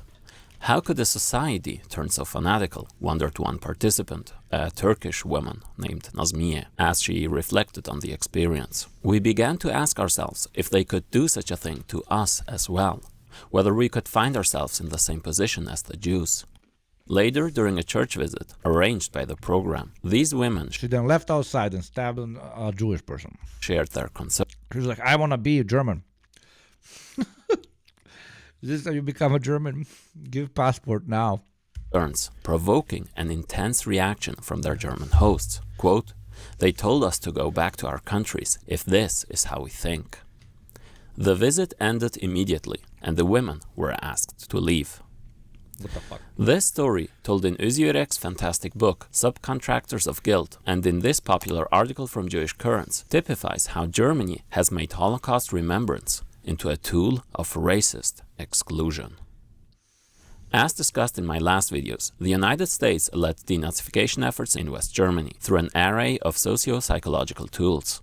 American social scientists, for instance, argued that Hitler's rebellious attitude appealed to Germans because men in pre-Nazi Germany felt stuck between being strict at home and submissive at work. Fathers were regarded as responsible for steering their sons toward authoritarianism. The idea of democratic fatherhood became popular by the 50s, promoting the belief that raising children in such families would prepare them for responsible social and political roles and away from the fascist mindset. We will come back to this sort of child psychology later. Meanwhile, Karl Jaspers, a prominent German philosopher, called for a new German community bound together by collective guilt and empathy, but not between German and Jew, but between German and German. Prominent figure of the Frankfurt School, Theodor Adorno, who now lived in the US, believed that proper education was the solution to deal with authoritarianism, emphasizing critical self-reflection and confrontational social psychology. But all of this contradicted the main sentiment in West Germany, which didn't exactly take responsibility for the Holocaust. The Americans seemingly did everything to denazify Germany, except, well, denazify Germany, as they made sure to integrate former Nazis in virtually all of West German institutions. I'm sorry that I repeat this point in every video, but, you know, more people need to hear it. To recap the point of the last two videos, it's important to keep in mind that West Germany took multiple decades to arrive at the hollow memory culture today. First, much of Germany saw itself as the victim of foreign rule. Up until the 80s, 3 decades after the Holocaust, conservative German historians said that while Nazi crimes were brutal, they could be compared to those of the USSR, and that they often were reasonable reactions to the Bolshevik class genocide. What a time to walk in. Class genocide. Holy shit. Anyway, speaking of genocide, this is what's gonna mass murder my mouth now. I really dislike it. It's called Berry Kiwi Rush and Boost Plus. And it's very strange because on the back it says 15 milligrams per package on average. And on the front it says 27 milligrams. So I don't know if I will commit to die now. But anyways, maybe I will commit class genocide if I take too much zinning, huh? Okay, let's continue. This was part of the Historikerstreit, historians' dispute. In 2020, there would be a round 2 between scholars regarding the comparability of the Holocaust, but more on that later in this video. As communism weakened, Arab and Muslim leaders served to distract from a still Nazified Germany. Abdel Nasser was called the Hitler on the Nile, Yasser Arafat was a Hitler too, and Saddam Hussein was another Adolf. This narrative held the conflicting German-Israeli relations intact. West Germany... I don't know what chatter said it, but it was absolutely brilliant. The perceived threat coming to the West ends up coming from the West. I don't know what chatter it was, but you should put that on your gravestone, because that's fucking beautiful. And yet all these Hitlers from the east, from the north, and from the south all came and went. But our Hitlers never leave. Germany could whitewash its Nazi contamination. Israel would shut up about it and in return receive material help to fight against the Arab leaders, which were now the new Nazis and not the actual Nazis who were dominant in West Germany. This background is still an important basis for what's happening today. It was only decades later, just after the old Nazis who had worked in every institution retired, when Germans felt proud that they learned from the past and felt really guilty about it, but also very proud that they did so. Most obscenely, an increase... That's hear that again. It's beautiful. It's fucking beautiful again. That they learned from the past. Every institution retired when Germans felt proud that they learned from the past and felt really, really, really guilty about it, but also very proud that they did so.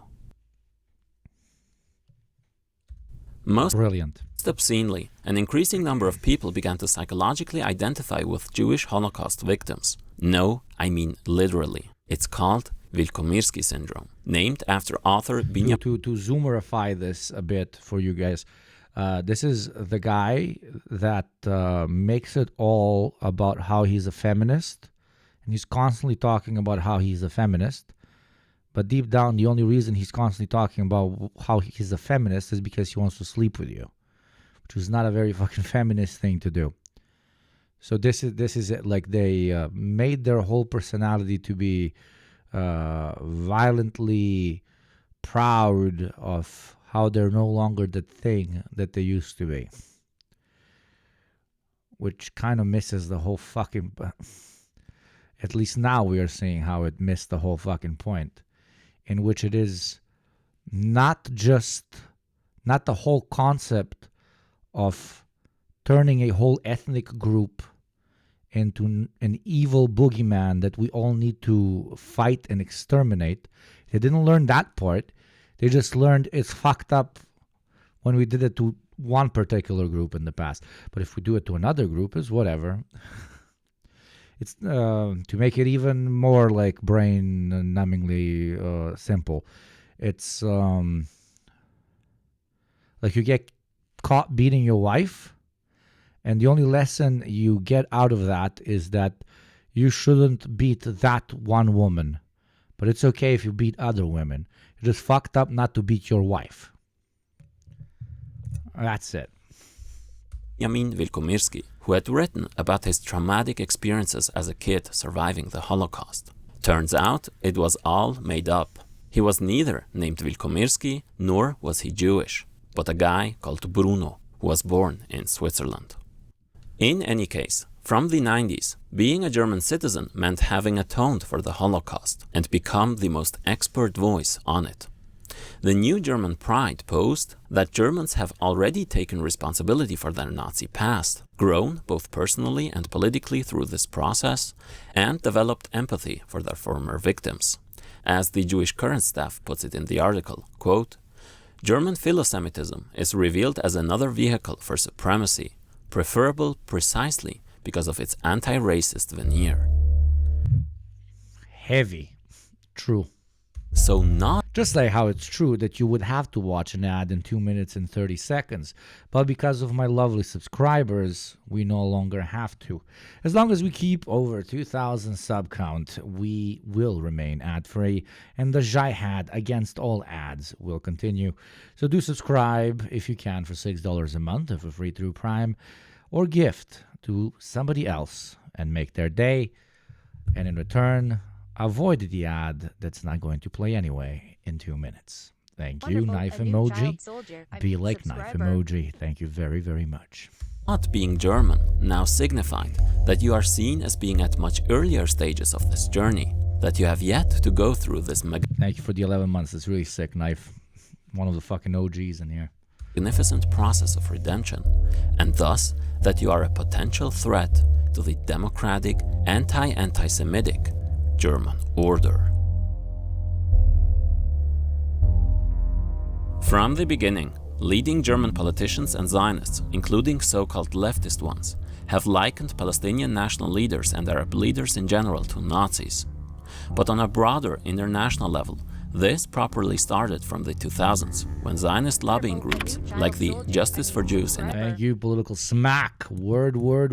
Thank you for the half a year, baby. Arab countries were formed to push and lobby for the narrative that over 800,000 Jewish people were expelled by Arabs and settled in Israel as a compensation for the over 70% of Palestinians who were forced out of their homeland during the Nakba, thereby exonerating Palestinian claims of refugee return and to defeat accusations of ethnic cleansing against Israel by creating the double exodus theory. Yeah. More crudely, this telling served to extend the Holocaust to Iran, North African and Middle Eastern countries. These would have killed the Jews during the war, and only did not do so because they were stopped. Or because they were incapable of doing so, where you sprinkle a little bit of Orientalism is like, us, Westerners, we're very smart and we can pull off very brilliant things, but also because we're very smart, when we do something evil, we do it on steroids. But the Arab would not, have the capacity to build concentration camps the way we did, but if they did, they would have probably killed more than we did. It's classic shit. This propaganda for excusing Zionist ethnic cleansing reached its culmination when Netanyahu held a speech at the World Zionist Congress in October of 2015, saying that Hitler did in fact not plan to massacre the Jews, but only to expel them, and that it was the Palestinian Mufti of Jerusalem who persuaded him to commit a genocide. I talked about the Mufti and the Zionist propaganda surrounding his role in my video. Holy shit, the only person in the world that could manipulate Adolf Hitler, at one point one of the most powerful creatures, because that wasn't a human to ever exist, was a Palestinian Arab Mufti.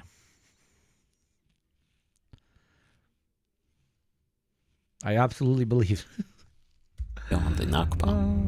In any case, this had a far-reaching effect in Germany and helped it to double down its smear campaigns against migrants at a time when many Syrian and other Middle Eastern refugees arrived in Germany due to poverty, related climate change, the war in Syria in which Germany was involved, and other factors. But in Europe, singling out Muslim communities for anti-Semitism had already begun. In 2003, against the backdrop of 9/11, the Iraq invasion, and rising pro-Palestine protests against the Israeli massacres during the Second Intifada, 450 representatives of the Organization for Security and Cooperation in Europe, OSCE, met in Vienna, in Austria, and identified a new threat to Western democracy, security, and civilization. Quote, surging in the world to an extent unprecedented since the end of World War II, namely, a new version of anti-Semitism in Europe today. It is precedented, like the years after World War II, where half of the fucking Nazi administration was allowed to continue their fucking work. But okay. It's not a history lesson, but a current event, which had a new source and was, quote, coming out of the Arab and Islamic world. The prettiest place I've ever been to in Abu Dhabi, this particular mosque. Literally the prettiest place I've ever been to. The OSCE now aimed to tackle Muslims' perceived failure to learn the right lessons from the Holocaust and to engage them in European remembrance. By 2004, at a conference in Berlin, this goal materialized in practice. Director of the Anti-Defamation League spoke, Islamist campaigns within the Muslim world and Europe have moved the anti-Jewish beliefs within Islam from the fringes, where they historically resided, closer to the center. Thank you, those two.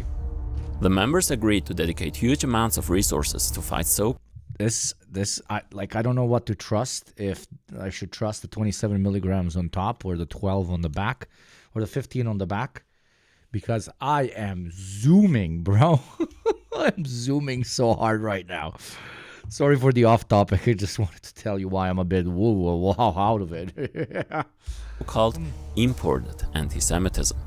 Countless organizations popped up throughout Europe with educational programs designed specifically for Muslims to teach them, quote, Here's the 15. You're trying to give me positive placebo.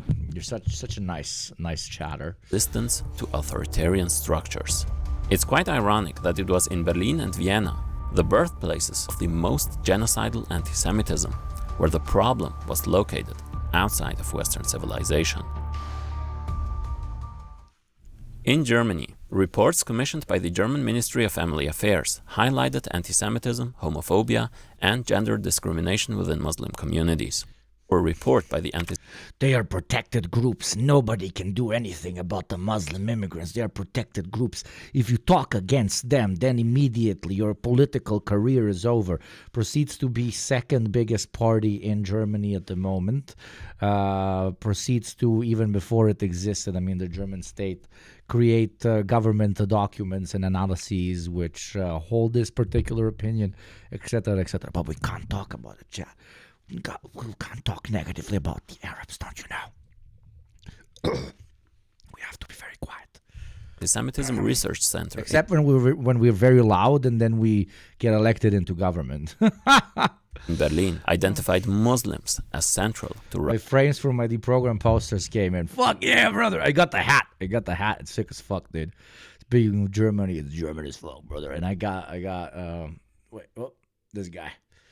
It's in the frame. It looks so good. The print is sick. Theprogramshop.com.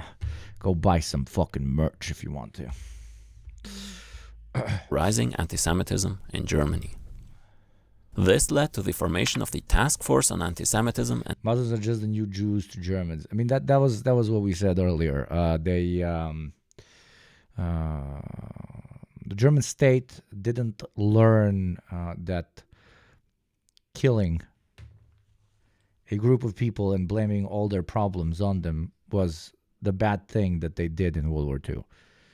They learned that they shouldn't do it to Jews, which is a great thing to learn. You shouldn't kill Jews, but also you shouldn't kill any ethnic group just because they're a particular ethnic group. But what do I know? I'm not a hyper-intelligent crowd politician. And education, which emphasized the need for targeted educational approaches. Government programs like... It's baffling how for Western nations, phobias are a mark of conservatism and its socioeconomic implications. But for many countries and peoples, it's all of a sudden somehow intrinsic to them being Muslim. Of course. Good old Orientalism, dude. Good old Orientalism. The white man is the product of a particular society, of particular ideological currents, of the current economic situation he finds himself in. That's why he was so unhinged during the Dark Ages, and now he's so chill. You know that the white man can change according to material conditions. But anybody from the East is just de facto like that because their culture is not spawned from their material conditions. Their culture is what spawns their material conditions. They are born, ingrained with this particular, by this particular way of thinking. Because compared to us, extremely welcoming and open-minded Westerners, those from the East, because of their hatred towards us, continuously brainwash their children into looking at us as enemies. So when they come to our countries, they might act as they are our friends, but they most definitely are not. That's basically the pitch. That it's a self-replicating mechanism that exists everywhere except in the West, because in the West we are welcoming, and in the East we are demons that are just jealous of the very cool shit Western culture has. Incredibly cool fucking shit the West has. And then, quite to the contrary, we see plenty of quotes from guys, talking about protecting the garden from the jungle. Like Entimon funded initiatives such as Kreuzberger Initiative Against Anti-Semitism to create educational models for Muslim youth. The Amira project of 2004 focused on addressing anti-Semitism among migrant youth. Can confirm I'm demon from the East. I'm not that East, but I'm kind of East, so demon recognized demon, yo. Muslim families through out-of-school programs. Organizations like the Amadeo Antonio Foundation and the American Jewish Community Berlin also developed programs targeting Muslims, supported by international, federal, and local funding. Many people don't know that Germany's domestic intelligence... But I thought we can't talk about the Arabs. They're the protected group. We immediately get canceled. Oh, wait, you actually get thousands, if not even millions of dollars as NGOs if you do? Well, I didn't know. Intelligence agencies. Maybe I'm in the wrong grind, bro. is involved with the former foundation, the same agency that has been involved in many scandals regarding aiding and downplaying the neo-Nazi threat. By the mid-2000s, funding priorities had shifted away from general anti-Semitism education for mainstream German youth toward programs aimed specifically at Muslims.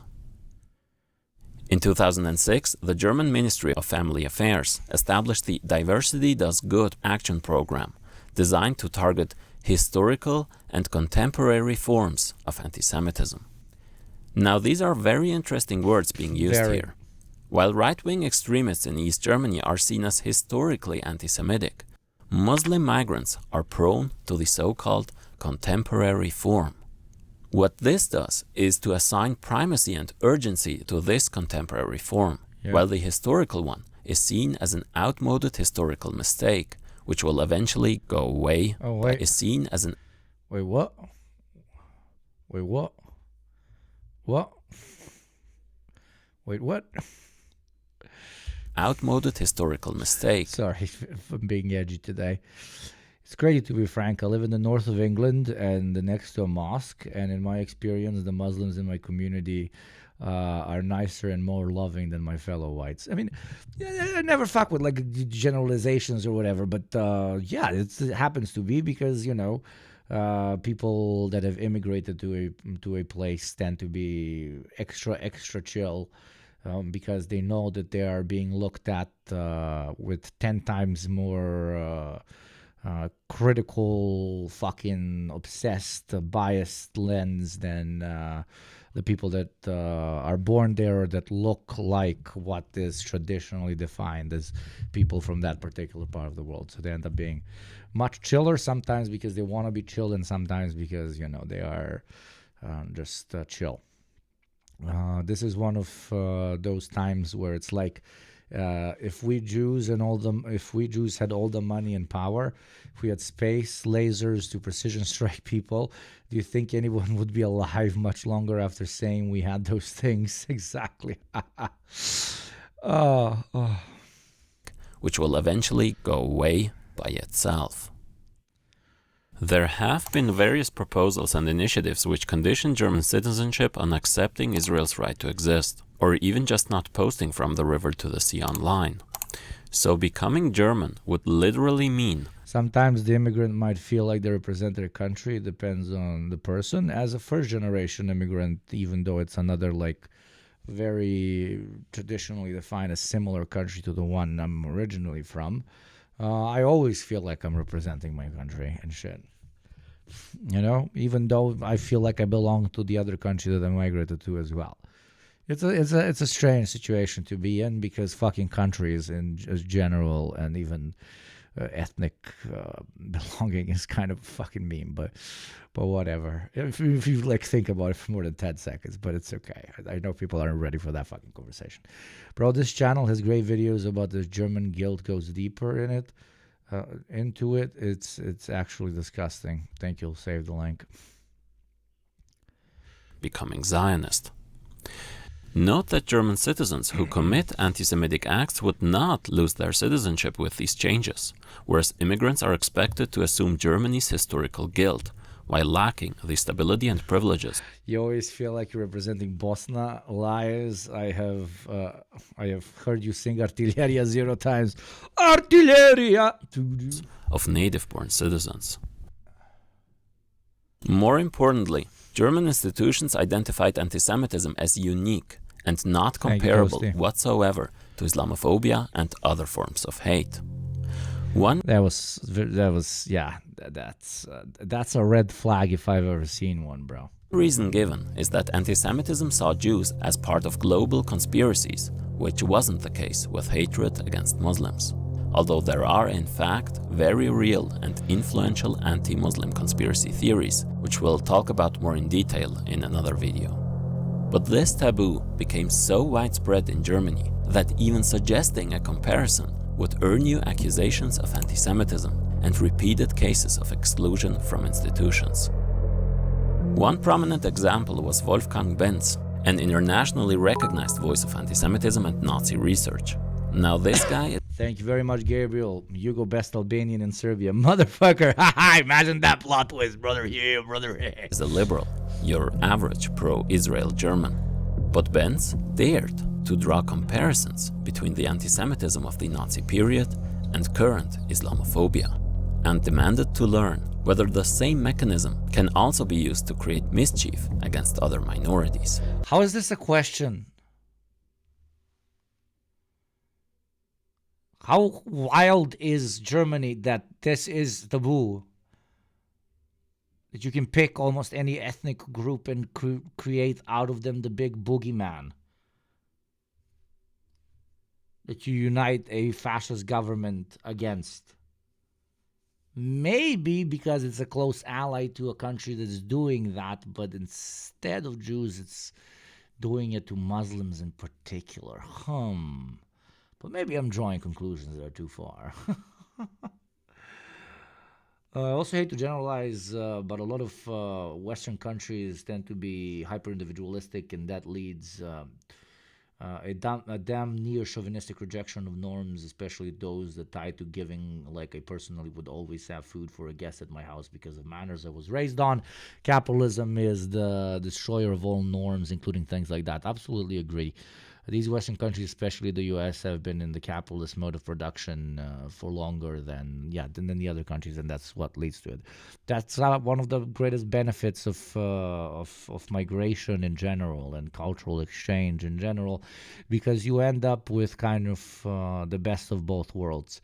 You all learn something from each other, you adapt, and you grow into a more truly human vision of how to live your everyday life. Because you see, at the end of it, like, for many reasons, but one key reason, at least that's what I fucking studied back in uni, you see an alternative. You cannot know whether it's chill or cringe to share food with any guest when they arrive unless you've seen it or experienced it somewhere. Once you have, you're already culturally enriched and you can try the thing, right? That's it. It's sometimes as simple as that.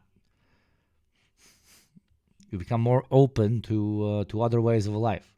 And that almost always enriches you, unless you just reject things for the sake of rejecting them, which makes you a fucking idiot. Good old Swedengate. Yeah. Yeah, and the immigrant has to deal with being usually accused of being less of a nationality. The people from the previous country think that you abandoned the tribe, or the country the immigrant is in tend to consider the immigrant as temporary, a guest, maybe a detachable. Absolutely. Yeah, you belong nowhere at that point. Unless it's a country with a very, very large emigre community, there it becomes a bit more complicated, but it goes back to the same thing. Just as it was, people want to find any excuse they have to call themselves more of a nationality than more of a ethnic than the other one. That is why even the ethnic category in the long term is a reactionary one. But again, this is not a conversation for the 21st century. As the method of some we got other problems we got to deal with. fascist experts to justify hostility towards Jews with the contents of the Talmud. It's many so-called experts today who argue in a similar way. In group bias, baby, putting that psych degree at work, let's go. But no, I'm still shocked. I genuinely learned something new from this video. That in Germany, it is taboo to say that you can use the same tactics that the Nazis used to other the Jewish people and instill the Holocaust, that you can use the same tactics against another people. Is to say that you can use the same tactics against other people is apparently taboo. That is absolutely crazy to me. I didn't know that. I'm genuinely kind of culture shocked right now. I really am a bit culture shocked because it's not only wrong, it's exceptionally stupid. Naturalized immigrants also tend to become more patriotic as a way to signal their belonging. Absolutely. Cough, shaky, Gerga, cough. It's the zeal of the convert. He explains.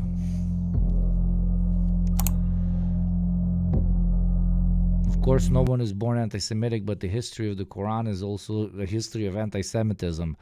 My brother, have you seen what Christians have been doing? Hey, all religions, when adapted to a particular government's necessity at a time, have been used to commit horrible acts of violence and debauchery. No, not ours, only theirs. I promise, because opinion. Hitler actually was a Quranist, so true. No, absolutely, no. He when you look at the pyramid of who controls who, the person that was actually controlling Adolf was a mufti from Palestine.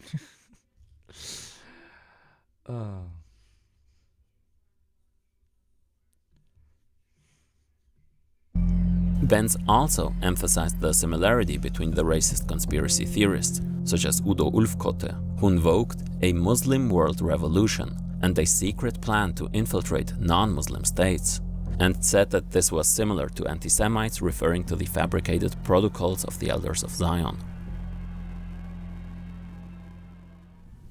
But this, of course, triggered German sensibilities. Oh, but don't you get it? Like the Muslims, they think like a hive mind, and they're all in it together, and they're all like infiltrating our countries, and they just want to like take them over. Yes, when you see that grandma over there running that food stall, no, she's actually a paramilitary expert in C4 detonation and covert ops. Don't you get it? It's all planned, brother.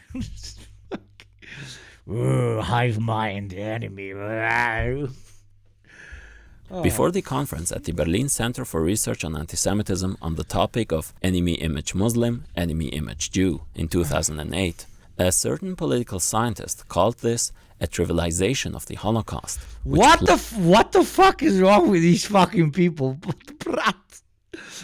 Oh my god, this is the actual crazy woke mind virus I was hearing about, but it's I don't know, reactionary non-anti-Semites.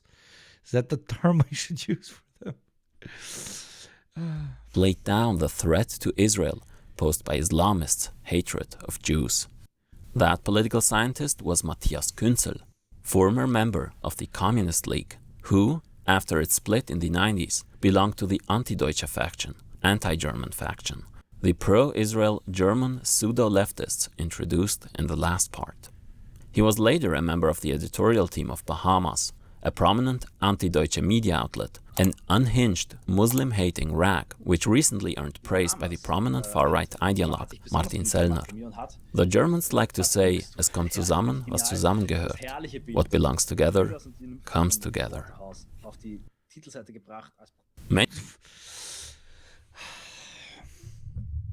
I'm anti-German, so I spend most of my time shit-talking Arabs. Many of these pseudo-radicals now establish themselves in dominant... Minor doxel myself, but I once stood up in a discussion event about Israel-Palestine and compared saying Islamism is a worldwide problem to saying Judaism is a worldwide problem. I got a few side eyes, but I thought it was interesting that after that they rationalized it as Islam and Islamism being different things. This was a Communist Party event. I guess in certain you could use like Islamism as a hoarder, white supremacy, but like clerofascist people that believe in their interpretation of Islam, and that's why they do this shit, etc., etc. Like, basically, if there was a bunch of guys dressing up as Templars and walking around shooting non-Christians, that would be Christianism, I guess. But isn't it interesting that we have a word for Islamism but not for Islam? quote unquote doing this, but not for Christian groups or Jewish groups or whoever that believe in the superior idea of their particular religious sect. What's the surprising thing here? Did you forget that Israel first was established by communist settlers? So don't act innocent. Oh, yes, communist settlers, absolutely. Again, this was in the context of Israel-Palestine a few months into the genocide. Yeah. No, you're completely wrong. I'm just now, I'm always trying to think, what did the idiots think, type of thing. With German parties and institutions and exert great influence. Yeah, they usually answer by saying that the Christians aren't doing this anymore. That's why there's not really a word for it, which is funny. On the anti-Semitism and Palestine-related discourse. Stefan Grigat, for instance, is an anti-Deutsche political scientist and journalist with great influence in media and academia. Since 2022, he heads the Center for Anti-Semitism and Racism Studies in Aachen. Grigat criticizes anti-Semitism as part of the so-called Stalinist left, pointing to the anti-Zionism of the USSR, but also sees anti-Semitism as an essential component of quote-unquote Islamist ideology. In his view, the greatest anti-Semitic threat currently comes from Iran. He co-founded the Stop the Bomb campaign, which literally argued for attacking the country in order to defend Western civilization, including Israel. Sure. Mind you, all of this happened amidst surging racist attacks and hate against the Muslim community in Europe, which didn't stop the German ruling class to seek out further offensives and bolster their fortress against the Islamist threat. Germany is home to the largest Palestinian diaspora in Europe, and it therefore has to hit them especially hard, even setting up checkpoints in an Arab and Muslim majority neighborhood in Berlin, reminding the thousands of Palestinians there of the Israeli occupation. It's important to stress that this type of racialization in German society doesn't just affect Palestinians or Muslims, but all those Muslim adjacent in the eyes of European Orientalism. So a non-religious Kurd, for instance, is also affected by this constructed separation between this. Of course, because you're all the same. Isn't that the whole fucking point?